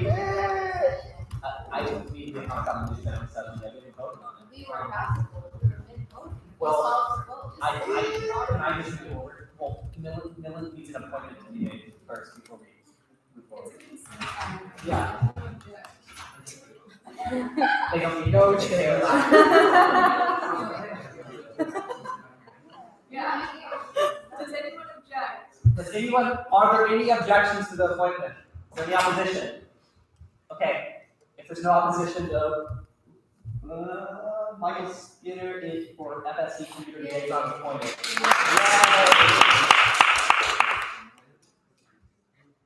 Okay, now there was a motion and a second, all in favor to move into executive session. 1, 2, sorry, can we have a stipulation that Jimmy can be present and Akash, and then Akash will be dismissed, and Jimmy will stay for the hearing. Okay. That's fine. Agreed. Stipulation as amended. Okay, the motion as amended, okay, all in favor? 1, 2, 3, 4, 5, 6, 7, 8, 9, 10. By motion of 10 to 0 to 0, the motion passes and we'll be into an executive session with Akash, Jimmy, and Uwala present. So, executive session.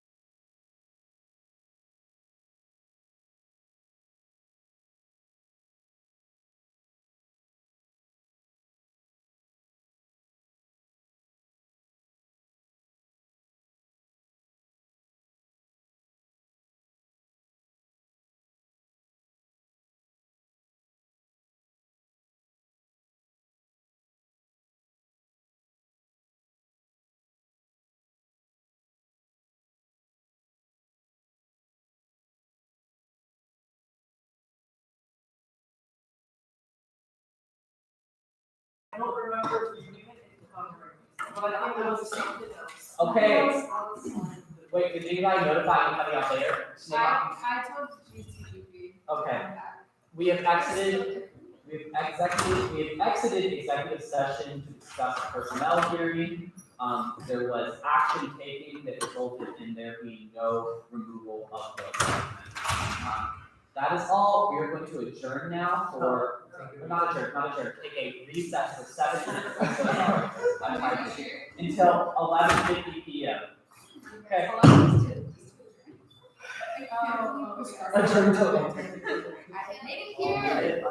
Robert. Yes. Quick question. Sorry? Quick question. Yeah, I'm sorry. I hear No, it's fine. I know there's a lot of I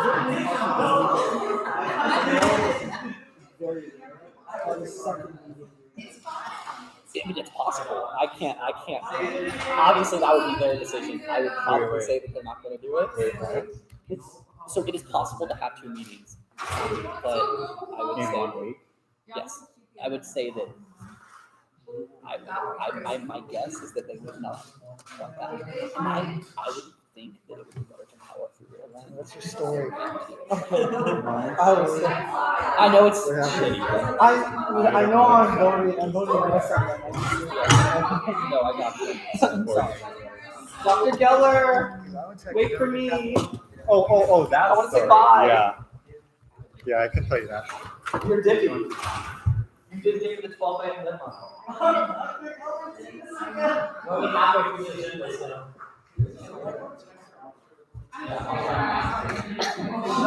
Can you track the office reports? Can you, what? You should ask everyone. Wait, no, I have to get my officer report. You have to.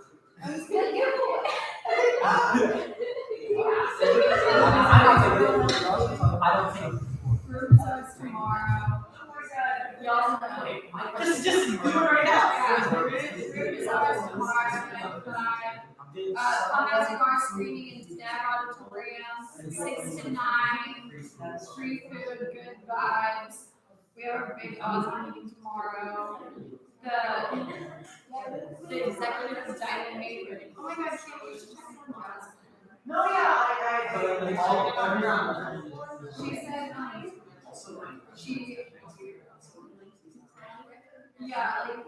the dining master was like really disrespectful. And I called him and I said, I would be taking this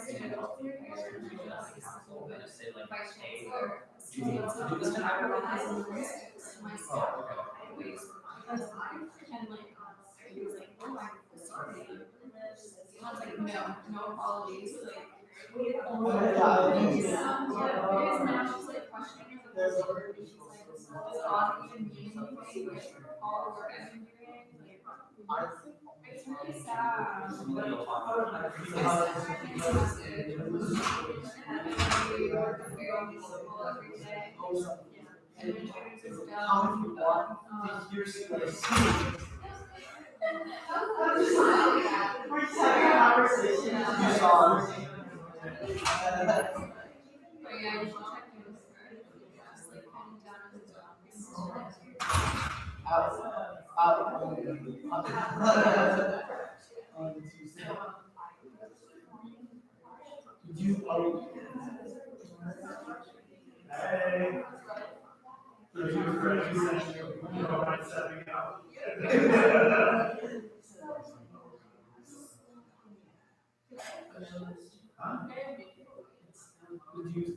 Human Resource Advocacy Fair tomorrow, 8:30 a.m. to 12:30 p.m. We're giving away 12 packs of beer. A 12 pack of beer Monte and some stuff you Wait, what? Solid barf. Come through barf tomorrow. Jasmine sent a picture of her staff members, and she goes, we just finished the presentation. They started at 8. I know. I love her so much. I want her best friend. I have 12 pages with your computer mod and I have not started. This is too I was gonna tell Mary. Can we go like here and do the initiative? Yeah. For the bylaw changes, at least mine, I don't know what, I think we should wait until next week because it's midnight and I want. You wanna have like a. I wanna have an actual discussion. Yeah. And I know that these things that we were very bad, some of these are like pretty big changes. Okay. If you were to pass. I think we should bring it up to council. I definitely agree with that, so. I mean, we can discuss, I mean, honestly, I would say every, like, any big item, don't even ask me, like, just. No one's gonna. No one is gonna change, like, it has a bad feeling, and ultimately, I'm already, yes. I don't really care much, but. I mean, I doubt it's gonna be a lot. For what, the amendment? Yeah, amendments. No, mine is done. No. What I'm saying is like, because we're still having to vote on it. Obviously, they don't want to like. On the, No. Bylaws, the bylaws. No, I know, I would say, I mean, I think we can vote on the, if you're not gonna have one section on it, if you want to referendum the vote, I think we can do referendum. No, yeah, that's exactly what I'm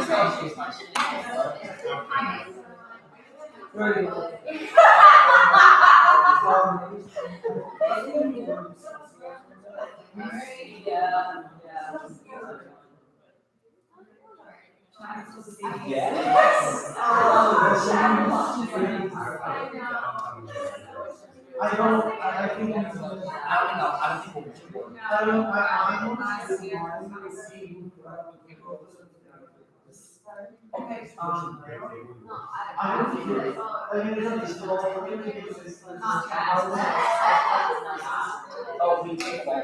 Okay, well, I said we're highly encouraging Kate. Oh, perfect. Look, I think I'm looking up this bit. Let's talk here. I have such a hard one about this. I built it quickly. But she's also Jonathan won that real estate market. Professor hates me now. I have a discussion with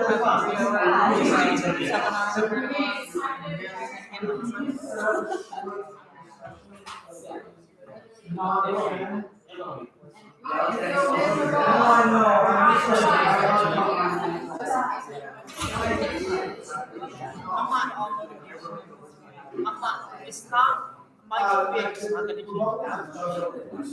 I'm still gonna get my degree.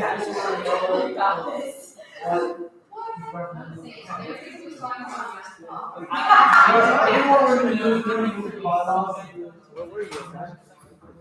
Wait, you also go out? I didn't even do this. Fun stuff. Just like you two and everything. I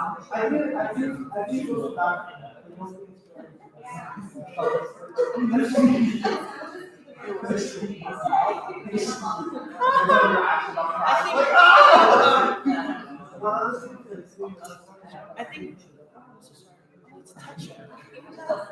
I think Brandon wants to do some of them. Do stuff. I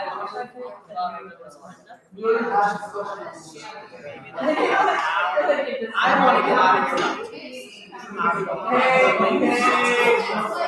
sit down.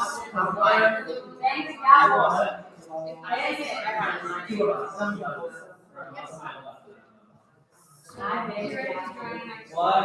Yeah. Okay, we're back in the meeting. Love that for us. 1, 2, 3, 4, 5, 6, 7, 8, 9, 10, 11. Okay, we're in forum. Okay, we're going to move straight into GCGP. I want to clarify a few things and also read a statement that Jonathan wanted you to read. Let me pull that out and be posted in the group meeting. So the first thing is with referenda, that some stuff with GCGP goes for all referenda. 2/3 of like people present have to vote for anything on the ballot. That is correct. It's not in the bylaws of the Constitution, it's in the election code. So please be mindful of that when you're voting for all the referenda. Obviously, your vote matters. It also matters. The other thing is yours don't mind. I don't know how to follow that because it's true. Okay, so I'm going to not statement and we're going to move to discussion, question, answer, snake off, and then wrap it up. Cool. John said it's looking like I will not be here for the GCGP vote, but wanted to offer my opinion. There's a precedent for a referendum supplying basic needs for students. SJR gave 1.5 annually to the food closet, and like I said, this is a sustained source of funding will be beneficial for students. Additionally, there's plans to do GCGP to become a CFC project, which currently all the council members that have GCGP under the bylaws have agreed to and supported, including Jonathan, meaning that GCGP will have a dedicated project liaison director that will be able to guide and advise them on the management of this money and assist in their outreach to their communities on campus. I think this is worthy of putting forward to the student body, and my vote is and would be resounding yes. So I just want to express Jonathan's support because GCGP will be moving out of that FWC and IDP and into this office very soon. And I know that we all have a meeting tomorrow. Yes, Lily won't be there. She's okay with that. So we're good. Great. So we can just move back to like a question and answer. Yeah. Sorry. Oh, okay. Yeah. We'll move into question and answer. Let's keep this hopefully like 10, 15 minutes. 10. Yeah. 5 to 10. Hard. You want to set the timer, please? 10 minutes. Yeah, I think we do timed. Yeah, that's fine. I think we did forget my question earlier, which is you mentioned that having it on the ballot, having it on the vote would provide a lot of publicity for GCP. So my question is that if you are concerned with publicity, why didn't you go the route of collecting signatures and engaging with students instead of coming to us? Right, so I mean, I think we could have gone that route, but also, we weren't 100% sure if we would be able to reach any signatures, because that is a large number of signatures, and we are all students, and we already asked a lot of our student volunteers, and I will emphasize that they are volunteers. And I mean, as of now, most of the board members who have been doing a lot of the work for in regards to referendum preparations and things like that, we haven't fully mobilized our student organization yet, because a lot of them are just volunteers, and they're just doing it to have a volunteer organization. And while we do have probably 20, 25 dedicated volunteers, we want to respect their time as well, and with our daily kind of operations having 10 to 5 every single day requiring shifts, requiring volunteers there. And then in the past few weeks, we put on, I think, 10 or so different events that we require volunteers to staff, and with insurance and everything else that's been going on, we just want to respect it. And also, if I get on that, like I also advise that decision for them as well because we reached out to Calvert and like the amount of time it takes for them to get 15% of the student body is like over almost a year. In fact, they just lowered it the chancellor to 10% now to get their fee. It's practically impossible, especially in the time frame that GCGP had. So, and my impression too is that GCGP does cable, so they do like go out and give resources and flyer essentially too. So they have been doing that, it's not really and that makes sense given the topics they have already. Just quick correction, we're in the process. Well, yes, it's not confirmed with Calvert. They're in the process of lowering their requirement for signatures to 10% because it's so difficult to get there anyways, over the course of a year. So. Wait, can I ask a question? Is this part okay? You don't want me to stand? Should I move? No, you're good. Other questions? Actually, I have one question. So, this was in regards to like you guys determining how y'all are going to spend your money. Do you have an idea of like how much of it will be like programmatic and then how much of it will be like for resources and supplies? I mean, pretty much all of it will be going towards supplies, whether that's going to be used in the program or if there's like just day-to-day center operations is going to be based on how quickly things move from our center. So, I mean, if we do need to apply for supplemental funding for programs, we will do that, but our main plan is just to have things in the center and do what we can.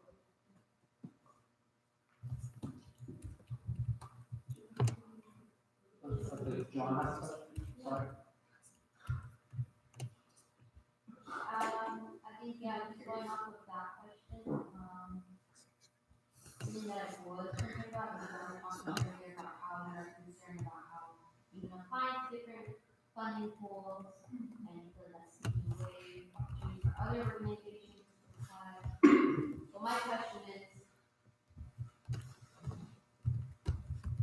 even with this funding, if it goes to a referendum, how often do you believe that you will be applying to other funding? Because it's not like you're gonna be restricted from that anyways.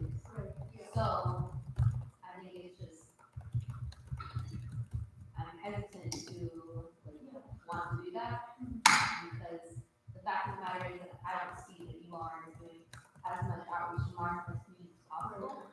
And if I'm gonna give you this money, I would hope that it's with that, ideally you do that outreach, and then you honor that concern when you said that you're taking away from funding sources. Right, so I mean, in terms of that, we will be using supplemental funding pretty much only for our student organization, and if we start to have concerns about money, so I mean, if this does pass, if this is on the ballot, if this, gets voted yes, and we join up with that funding, it will be roughly 25,000, so that would just be for center operations, so if we start running out of that money, that's when we'll start looking for supplemental costs, but, I mean, not until that point, we don't want to do that, because we recognize that this is a lot of money, and I mean, in terms of what we're gonna do for our student organization, pretty much all of our socials have been under $200. We usually only do 2 or 4, but they're not really like big events, and like, so if anything like that, it would be less than $1,000. Really weird. What we're looking at, like the way that we've been doing it in the past. So that's kind of the goal. I hope that answers your question. Jonathan, I know too, he's expressed that being under CSC, having a project liaison director, he wants to apply to CAP, in part throughout the year. So, yes, good job, yeah. So that's, I guess that's my concern, is they're approving funding comes to the fees, and we're still getting, they're not getting shit from applying for other funding that comes from more. So they are, the reason why they are is because CAP funds programmatic purposes and C funds supplies. So right now, GCGP, for example, with TGIF and like with contingency, with office funds and the surplus has been dipped in for supplies. So like my impression is the referendum would cover the cost of supplies separately from the operations of a student organization. And even then, like my impression is that even if John, I mean, based off of what I just talked about with Snehal, that like they're not intending on buying the CAP unless they need it. Like that was the thing that Johnson said he would want them to do, but like that's not what they're doing. You know, this is just me being worrisome, but this is a redistribution center. There's a lot of potential to continue to grow. Basically, it's an ongoing issue. There always needs to be more money for basic needs. So when I see that we're gonna give them funding, but then they're still gonna be able to apply to other things, like the idea that they're taking away from other funding from other student organizations isn't gonna be true in a couple of years. They're gonna be doing it again anyways. I mean, I think if that were true, that would prove that the referendum worked at that point. Like, if it expanded so much that like students who are experiencing homelessness, housing insecurity, the center. Yeah, so I get that, but at the same time, I'm falling back on the thing that I said earlier. They're already not doing outreach to marginalized communities, and they continue, institutions grow and profit off the idea that you don't have to serve our communities. Like, they do that anyways, that's that. So I'm not worried about like that. I'm worried about like the viability of this and the fact that this can grow and communities will still be underserved. And I don't want those communities to not have access to funding because UCBP, even with thousands and thousands of dollars that they have access to, still doesn't have enough money for whatever reason. Yeah, I mean, I would just respond to that too by saying, like, I think Snehal mentioned this earlier, like, I would say that it's like not, it's inaccurate to say that they don't partner with marginalized communities on campus. We've had a 2-year partnership with the Muslim Student Association, like we've had continuous partnerships with, yeah. You can't play, I'm not dumb. No, I know, but you're, I agree with that, they claim though that we don't partner with marginalized communities is inaccurate. No, she said that they're not outreaching to marginalized communities, which it doesn't seem like our appropriate. She didn't say that they don't partner.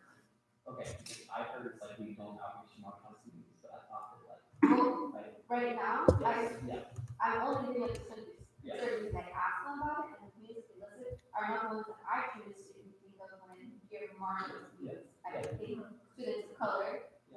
not listening when I ask that question. And then I still don't exactly have a concrete plan about these organizations, how you're gonna reach out to them. You know, like, I'm hoping for the best, and like, that's all we can do. But like, these are what I'm thinking of, and I honestly, like, feel sad that I just have to put that hope in you, knowing fully well that that hope doesn't work.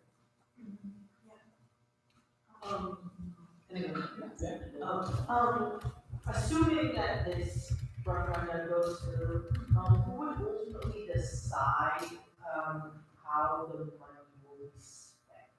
So that would be, basically between our board team, so for that, it would be partially the center management team, if we're using it for programmatic plans, it would be customer vice president and treasurer, and of course, the president of the board is all of those, so, I mean, board would be voting on pretty much everything as, that has been with funding to this point, so it's a group of 7, 8 people who are responsible for that, so it's not just like the water or anything like that, and we really only do it in terms of like, we take feedback from our survey, and so it's like, if we see a suggestion that we see is useful, we'll add it on, but otherwise it's just, we already have a list of products that we offer, we just, see what we're missing, we just add it in that, just recently. And then I guess a follow-up question. How much is that going to staffing and how much is going to programming? Yeah, so, it's just basically based with what we can do with the funding, so if we are not able to do programmatic events with the funding that we receive, it would just go towards, restocking, and we can find other ways to do programmatic events, whether that is like applying to other, funding bodies, or whether it's like partnering with other organizations.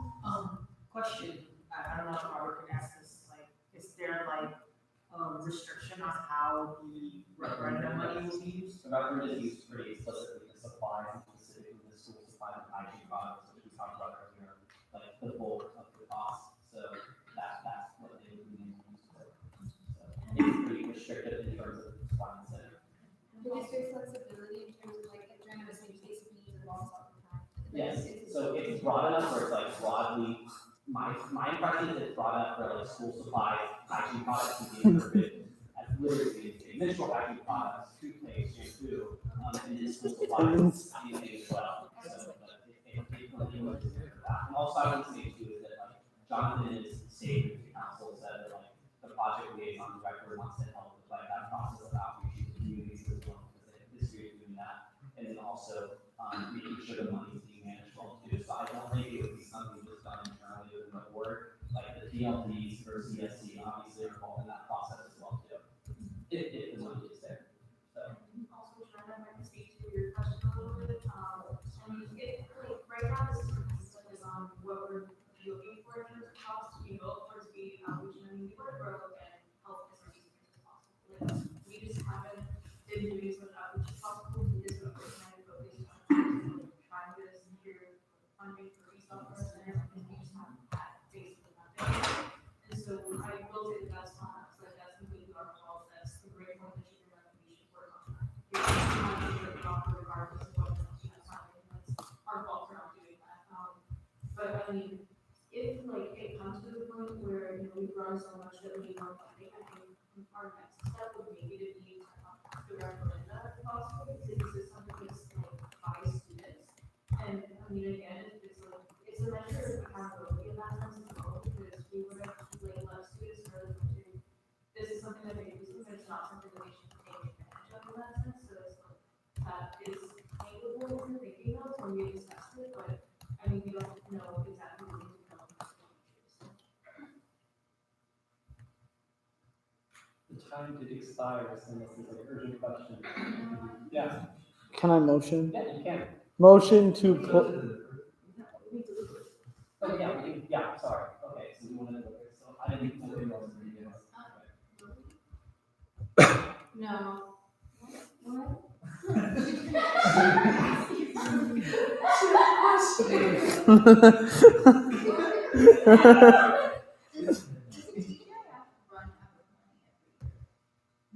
No, and I can speak on why TGI didn't fund this cycle.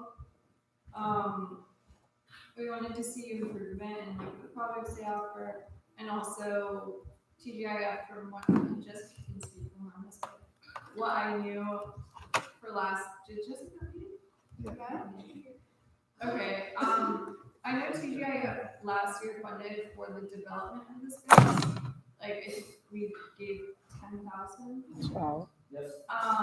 For the space to be developed in the hopes that it would be a redistribution center, which it is, but I, along with the committee, didn't feel personally comfortable with buying and purchasing new materials and setting a precedent that we will buy school supplies and certain products just because they say they're recycled material. It just, we don't want to become the consistent funder of the center, because that's unfair to other applicants. Given that we have money from surplus back into TGIF, like, we would obviously love to reconsider, like, spring quarter, we can reconsider. But I just, like, I want to keep the integrity of TGIF intact.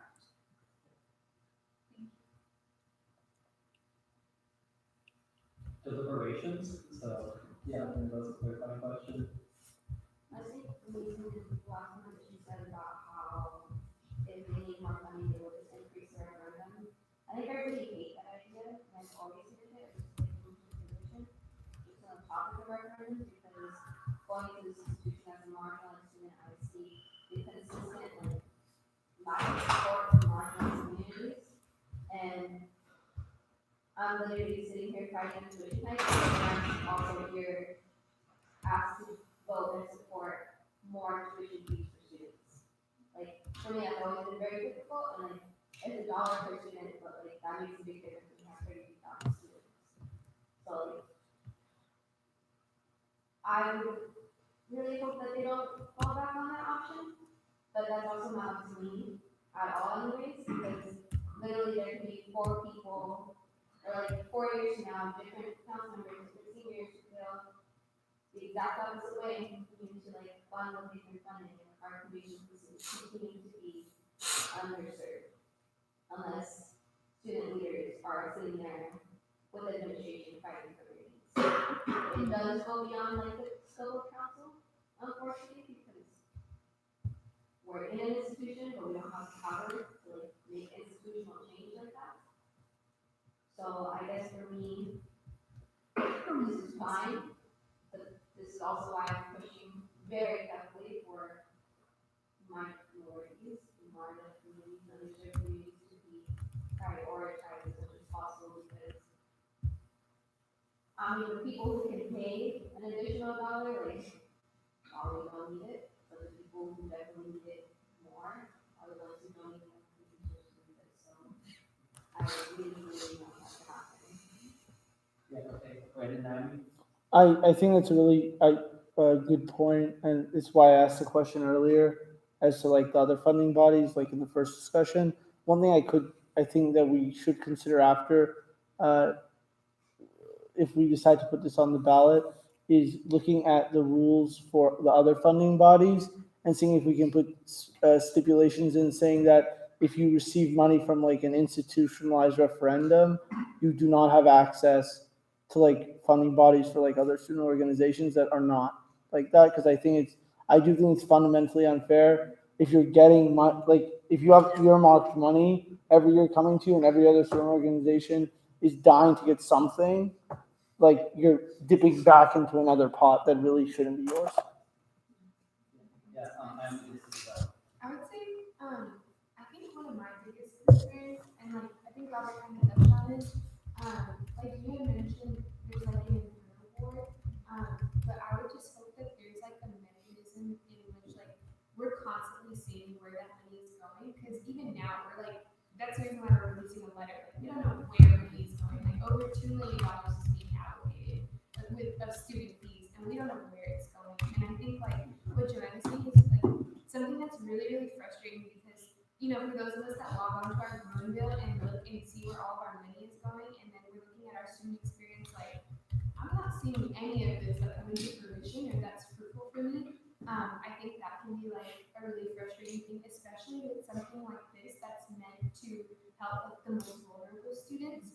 So like, you know, a accountability, transparency is really huge, and then, outreach is also huge too. But I think those two things are like really big, and I think that might be one of the biggest things like in the upcoming election for all of these like referenda that are coming up. So I feel like it's something that you should definitely be prepared for and have like a better plan as to like what is being allocated where and like the mechanisms in which how is that going to be sustainable? Because I guarantee you like that question is going to be asked, and I think it's going to make like it's going to be like do or die for a lot of us. Yeah, my question kind of goes along with that. It's not for you, for council. So the money collected from this referendum, does that pass through council and will there be some Yes, so, okay, first of all, referenda generally are required to submit yearly proposals to council on what they use for the funds. That's been obviously something we struggle with, but some communities have been very successful with USP, LGBT research that have come year after year to visit how they use their student fee money. So like, I would hope that GCGP, and I'm pretty confident that GCGP would err on the side of doing that, of giving their like yearly, if not quarterly reports to council, but also through CSC, the project liaison director, maybe with a process where the project liaison director manages their budget as well and looks into how to use the funds. So like, for example, on the project like Greenville, which is one that I was involved with, we would have to submit our requests for the funds, because this is USAC's funds. Ultimately, we put this on ballot and pass it, it would be managed by USAC probably through CSC. They would have to approve of it, through GCGP, so it's not like the board can just use it on whatever it wants without council or a derivative of council knowing what it's being spent. So then I guess my expectation, if we do put this on the ballot, is that the memorandum of understanding stipulates that GCGP cannot apply for any other funding bodies. Yeah, I mean, obviously, once again, this referendum funds and supplies of GCGP, so like programmatically, if GCGP needs to do something programmatically, that's different than restocking the center. Okay, or like just applying to CAC. Yeah, but I think that's something they're very willing to do, is my question. I think there needs to be like a distinct difference between like SNAPA agreeing to this and like it being in writing with someone signing it. Yeah. And like that. Yeah, they Yeah. want to sign it on. Okay. Yeah. So, can I ask a clarifying question? Would we still be allowed to apply for like things supporting our student organization? Because that's being completely separated. Like, what we're asking for in the referenda is not going towards any of that. So, I mean, yeah, the referendum is just for the redistribution center, right? right. So we're not applying for any of something like if it's going right, we wouldn't be applying for anything in terms of like profits, but we could still apply for the student and yeah, because the student board doesn't have access to the referendum, right? right. Yeah. Okay, So like hypothetically, the referendum is designed so if the student board no longer existed, the redistribution center would still be functional through CSC. Yeah, Kalechi, that's your question. Yeah, my question I guess was like, is it for sure going under CSC? Yes. And like, even if the student does not, not work pass, it's going under CSC. Yes. Is that what complicated? Yes. Okay. So, sorry. It would go under CSC. Cool. And then I guess, okay, you clarified that the money is not being touched by the student board and it's solely for the redistribution center, so it is being managed through CSC to that end, or like I guess financially, like SGA wise, can someone like maybe for now we can like clarify like how it is that the student board does not have access to They that do. That was the distribution center. That was inaccurate. So like that wasn't. I think I was just misspeaking. What I said was that if the student board no longer existed in the future, its council funds is broadly directed to the redistribution of items in the center. So good clothes, good people could not exist, but the referendum promoting redistribution on campus would still exist. As it stands, GCGP manages the redistribution center, so there would be signatories at GCGP that could access the funds. But the process by which CSC approves fund goes to the project liaison director, which is a part of CSC that manages the funds. I guess who is at what steps and So I guess what I'm not clear about is where is the 8K every quarter, where is that? is it going to through SGA? Like, is it gonna be sitting in the budget report? Or The CSC. Yeah, so it'll be sitting in the budget report under CSC or like GCG Under has its own CSC, page? under CSC. Oh, like, you know, how like certain ones like have their own page versus like my series are all under like cast 1201. So it would be under CSC, but it would be a specific line item for distribution. So Okay. right now, since GCGP occupies that space, they would have So access, it goes under as their project. but it would be CSCs. Like hypothetically, Jonathan, the project liaison director, could say, like, no, you're not using this money accurately, stop it. So it's like doing that. Yes. I guess, can you distinguish then what you read about GCGP signatories is like, because if GCGP has their signatories, Yeah. what it sounds like their signatories would be like CSCs. So like this is my analogy, just because I was in CSC and I was director in CSC, is like as a project, yeah, I was a CSC. So like we had a project liaison director, but we also had, and they were a signatory. We also had signatories though who were executives in blue and gold that could sign on with the approval of the project liaison director. Yeah, so all of Yeah, we're just answering this question. all of you have the power to assign someone in your staff to be a signatory as well. So in this case, for that specific redistribution budget item, John or whoever's the CSC commissioner can be like, can go to SGA and have them fill out a signatory form and be like, you are a signatory for this. I guess I'm asking because like, okay, CSC definitely has more than like 3 projects, or every told I only have like 3, like signatories. So like obviously not every single project has like its own SGA signatory. It does, so they're registered signatories. they're That's registered. why that's why when Jonathan says I have a 3,000 person office, he's including the projects. Yeah. So they maintain those that are sort of Yes. while being CSC projects. So I don't think Jonathan stopped. Okay, Yeah. Is the language redistribution on campus or redistribution center? It's, I forget which one it is. I think it's just like hygiene products and school supplies, because I don't know if it specifies, center, but. I mean, we intend with recreation, is there a concern about the longevity of the distribution center? No, I'm just concerned, well, I just have, Okay, let me look first. like, It says that USAC could close, the people could close redistribution center. Say it right.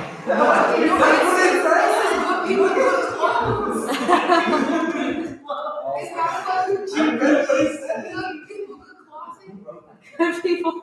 Were we able to land these? Never change that later. I'm pretty sure it was right earlier.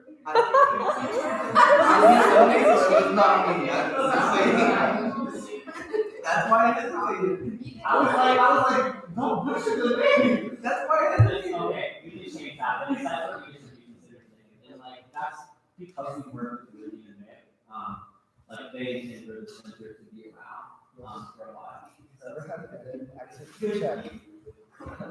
Who made the change? Okay, yeah, that's, oh, so funny, okay, I'm highly confident it doesn't say that what the center becomes, so. I sure hope so. I hope so. We are not renaming the center. GPGC. Yeah. That's not, that's good, close, good people is in your head. Good closet, people, good closet, good people, good closet.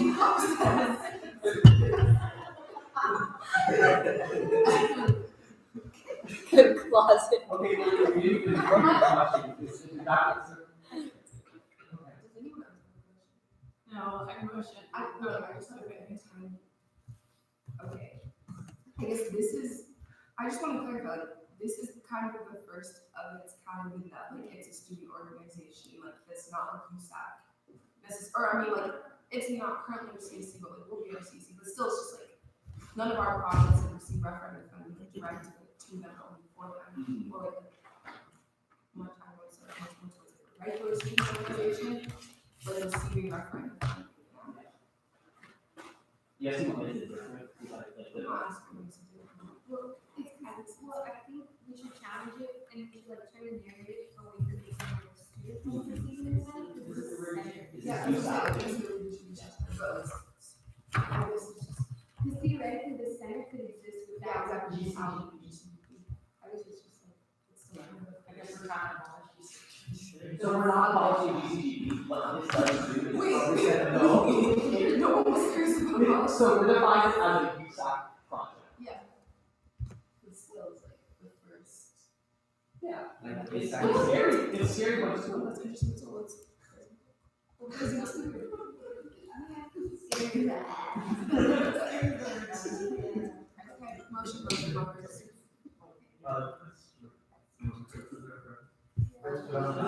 you would definitely want to read the name of the referendum, which I'm scared now.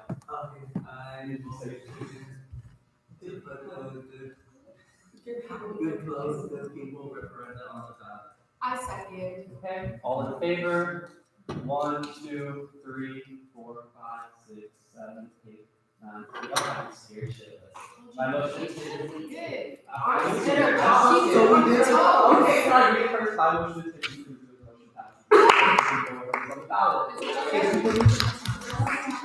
Y'all scared? That's not all we have. Okay. This could be a council decision, and I think we should consider it, that we should maybe possibly get it out of the way tonight, because next week's also going to be a long meeting. We have the bylaw changes and the constitutional amendments to do tonight. No. I'm fine tabling them. You're tabling them? Next week. Okay, we're moving I'm next week. tabling them. Oh, and we're tabling, oh, it's your agenda item. Okay. Wait, also, what are we doing next? Okay, but. Those of us, yeah. Thank you all, by the way. Thanks. Thank you. Until midnight. Yeah, get home safe, text somebody. Robert. Oh, she will. Okay. Only thing with the bylaw changes, I think we should just put them on the agenda for next week. Yeah, of course.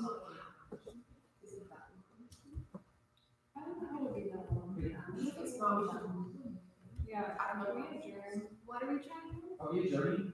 No. I Hold on. I don't think the meeting next week will be super long, just the two agenda. Well, I'm preparing if it's possible that stuff comes up too. With the only things I'm talking about now are. Yeah, the CPOs are passed. Which is another thing that we're voting on tonight, because we haven't voted on that. We did. Remember, we were outside. We did. We also, it's going to be weekend. I think you also. Oh. Yeah. Wait, when did we? Well, I was gonna say. No, It was before. before. I was before we voted. No, we voted for the appointment. No, we did that too. Follow read the. I do not remember when I said I got attacked. Okay, so. I read the entire agreement. Wait, can we motion to adjourn? You can motion to do anything you want. Motion to adjourn? Not yet. Whoa! You're not done a single officer. Okay. We're ready to get adjourned by motion. Okay, we're going to go in opposite reports. I don't know who I think I did when deleted my opposite report. I'm going to be inside something important. Just please. Just go. My student body email is coming out next week. You all did last minute things to do. I'm sitting up to draft probably tomorrow or the next day. So send me your shit. I'm going to attempt to send the letter out with my student body email. It does get approved by Mika Luca though, so we will see how he feels about it. If he says no, Can you ask him to come in? move, right, just Yeah, period. because why should not let the student government sit down and board a meeting? Also, why are you censoring? Exactly. Also, Make it small.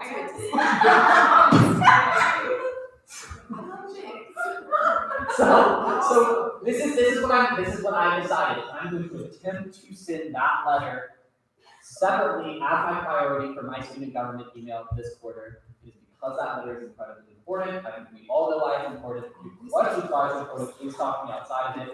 Outside of that, and I suspect that it will not be approved, I will move to adding all of our stuff onto the email that you all want.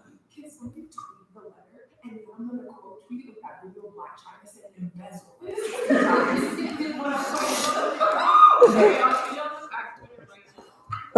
That is all. The other thing is that the strike is happening, the council student body president is still really focusing on that and trying to make sure that we're all in solidarity with that. So please express your solidarity. And John talked about that last week, I believe. And Lalo, yeah. And then my office was tabling again today. I'm used for USAC on the room walk. They were asking about the other place. And they do that all the time. They give away free shit and give out flyers about all the wonderful work that y'all's office is doing because they post those really cute flyers. So if your office has like not been included in that yet, No, it's fine. I'm pretty sure they included you. You said No. okay. But if you want them to include something, publicizing these really pretty flyers with like all your office's stuff on it. Okay. Bazaar was not on there. They cannot do everything that you all put on, but they do try their best. So please reach out to them. I've already posted with Kathy Shin and Helen Sitchem. They're readily available. If you want to reach out to me directly and put something on the graph, sweet. Okay, that's all from me. Yes. The Bruin Resource Advocacy Fair tomorrow at 8:30 a.m. to 12:30 p.m. in Bruin Plaza. We'll be giving away year long things and stuff. So feel free to stop by. There will be a lot of different artists there. Safety lines will be tomorrow in Honolulu. Apply and I'm starting to fund. Give away money. I know you want money. That's it. So, my favorite announcement, probably not the most important one, is that we're doing a giveaway. We are giving away a Switch, an iPad, AirPods. What? Sign up for the AirPods. And you see like here. This is all the streaming. Yeah, we're all like it. This is to raise awareness for the upcoming Regents meeting that will be during finals week. The way that you enter is basically there's a lot of options. There's 4 or 5. And basically, based on which entry you're able to fulfill, let's say you come to our town hall, at concerts, you want raffle tickets, quote unquote, you put that in, and then you're entered into the giveaway. So everyone can for sure answer one of them, which is if the tuition, the Regents tuition, how do you answer that, and you enter into the giveaway. And then you have a chance to win one of the 4 prizes.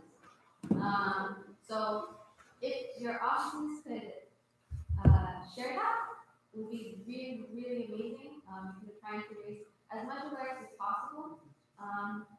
Like I said, because the Regents meeting is during finals week, it's really Tuesday, Wednesday, and Thursday of finals week. It's going to be really difficult to get people to come out, give public comment, sign petitions. We focus on this at all finals week, but I'd like to remind you that this is intentional. We just put their meetings at very inaccessible times for students so that students don't come out and advocate for themselves. So this giveaway is a really cool, creative idea for me, and I think it's the best thing that I can do to entice people to pay attention to this stuff. So just tell them it's free stuff, and hopefully they learn more about it. If you have any questions about any of the events that we're having about it, let me know. I will continue to reach out to students about the Regents meeting as we have a lot of things to discuss. I just remember that next week I may have 3 resolutions to present to you, so that will be important. I'm hoping that I can get at least 1 on the agenda, but I'm supposed to have 3 of them.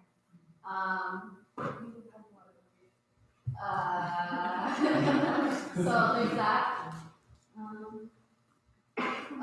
Today's the last day of register to vote.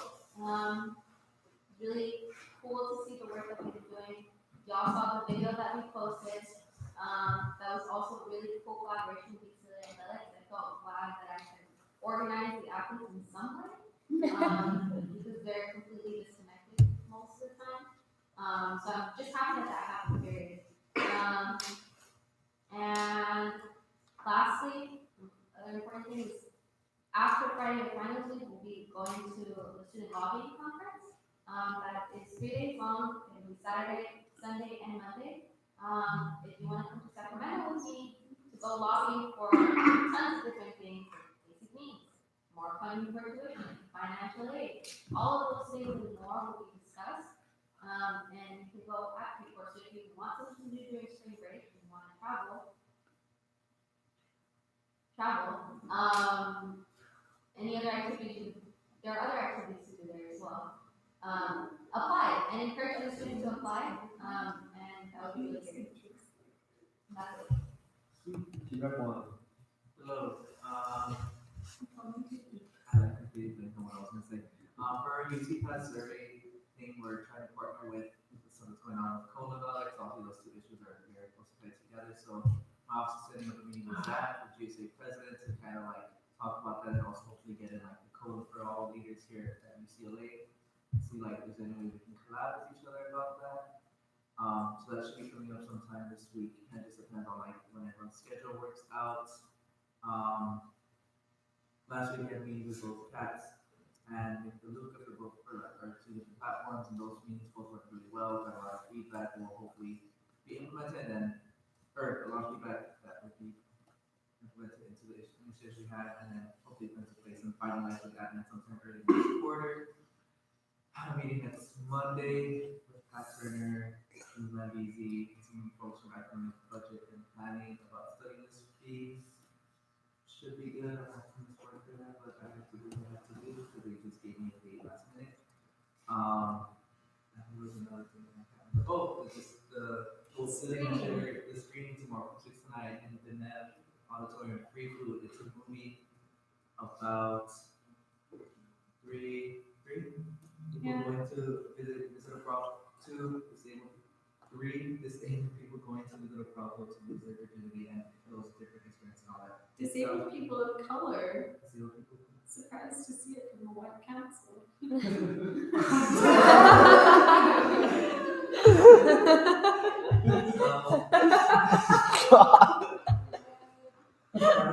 will be some people that were involved with it, or that some actors in the movie, like on the panel as well, either calling in or there. And free food, as I mentioned. And I think that's it. My mind is going right now because it is almost 1 in the morning.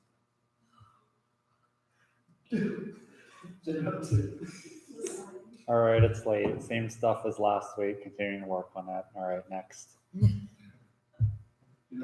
Strike, thank you. Name's Next. Casey. Yeah, Central American County Space is not very well.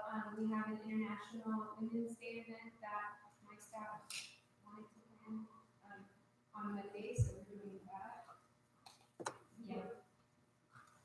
Yeah, that's it. Okay. In regards to, I did want to say, our ASRF, which is the Academic Success Referendum Fund that we oversee, is like severely low. We've had a lot of like student works apply, so we are estimating. We're really trying to be like as fiscally as aware as possible, but more than likely, like we will be running out of the amount of money that we can like allocate to student works. And we only really had 18,000 to begin with, and that's like virtually nothing for a funding body. So more than likely, we're going to run out by the end of this quarter. But we are allocating for people in the spring, so folks in the spring still have access to those funds. Other than that, we met with Academic Senate, but we are going to meet with them again next Friday, and I have a meeting with an Academic Senate analyst to go more in depth about our presentation and our proposed solutions as well. And that's kind of it.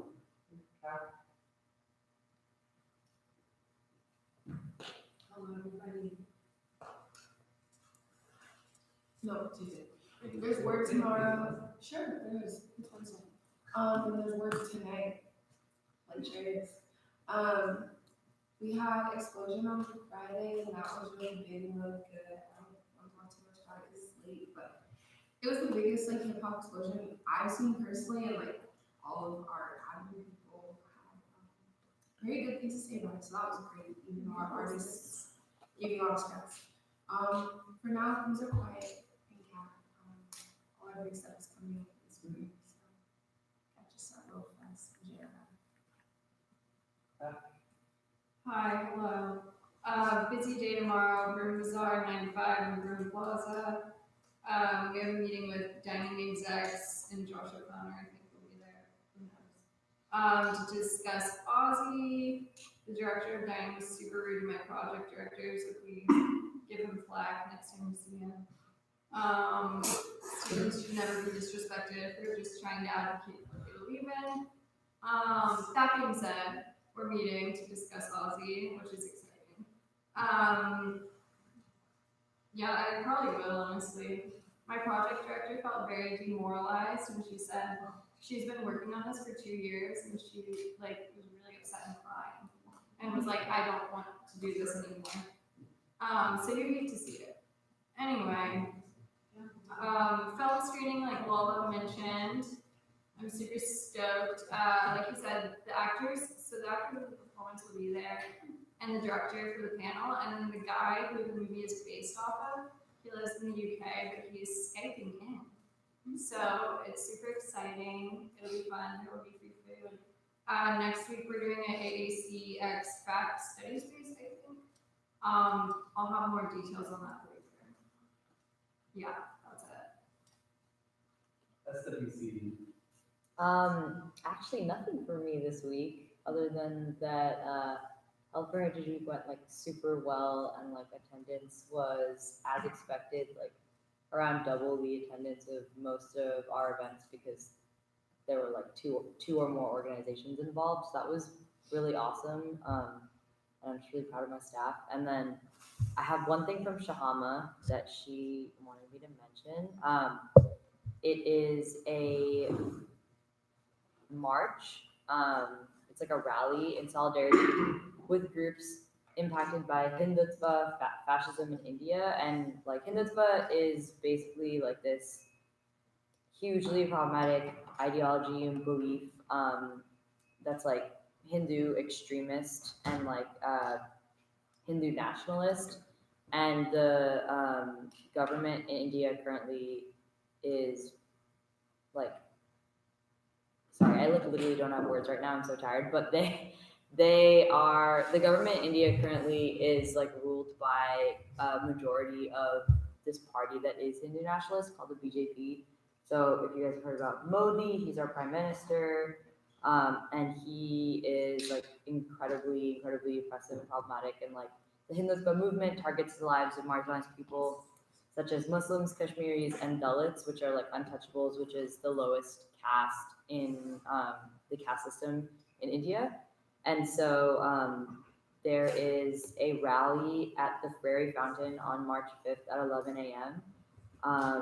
And I'll put like the Facebook event in like my officer report and in the group meet if anyone's interested. So if you like, it's really okay. That's it. Transfer rep. We had our housing panel last night. My last office meeting for the board is going to be on Wednesday, and on Wednesday, I'm also meeting with Tanisha and our next coordinator to finalize like some details. The graphics are really cute, but they're not quite done. Almost. And then this is like kind of a general update. If a transfer student reaches out to any of you about running, please don't tell them that they should run for transfer rep, because like I really believe that there should be more transfers on council than just the transfer rep. Like, yeah, whatever, they can run for transfer rep, but like they shouldn't be transfer rep because they're transferred, they should be transfer rep because they want to advocate for transfers. Just wanted to like make that really clear. And then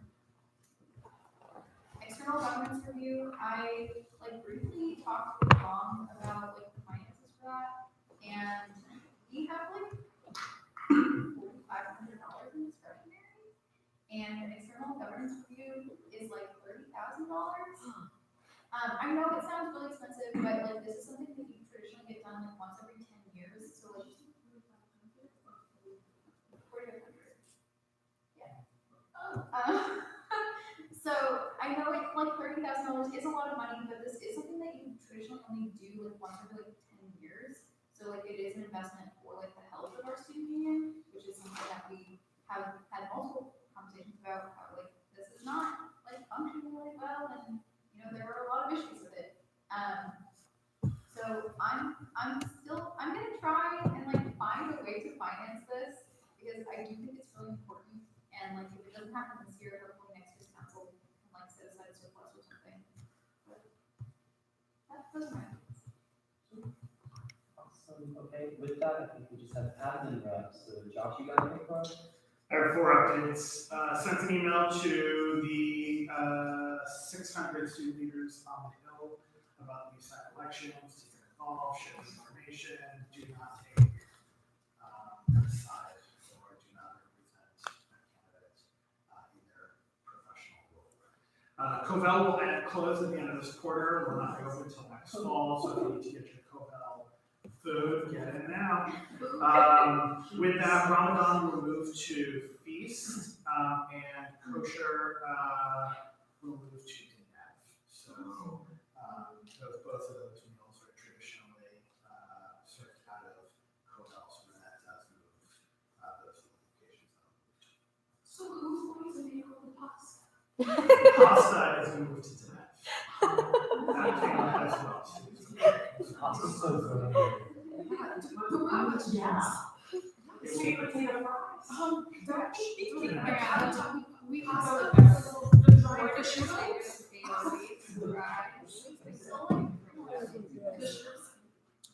We'll talk food after. Yes, that's all I have. Those are my three.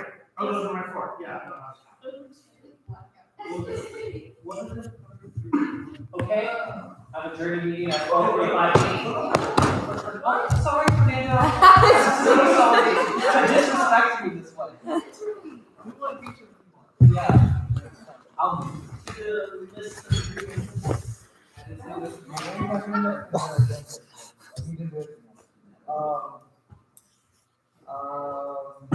If you need to request for parking, please do so and just email.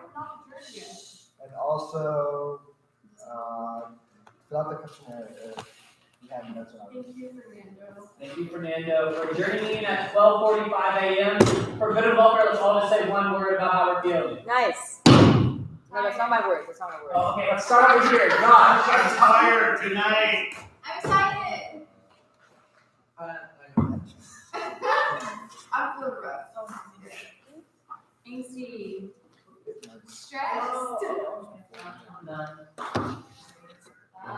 Chaotic. Very good energy. Oh, wait.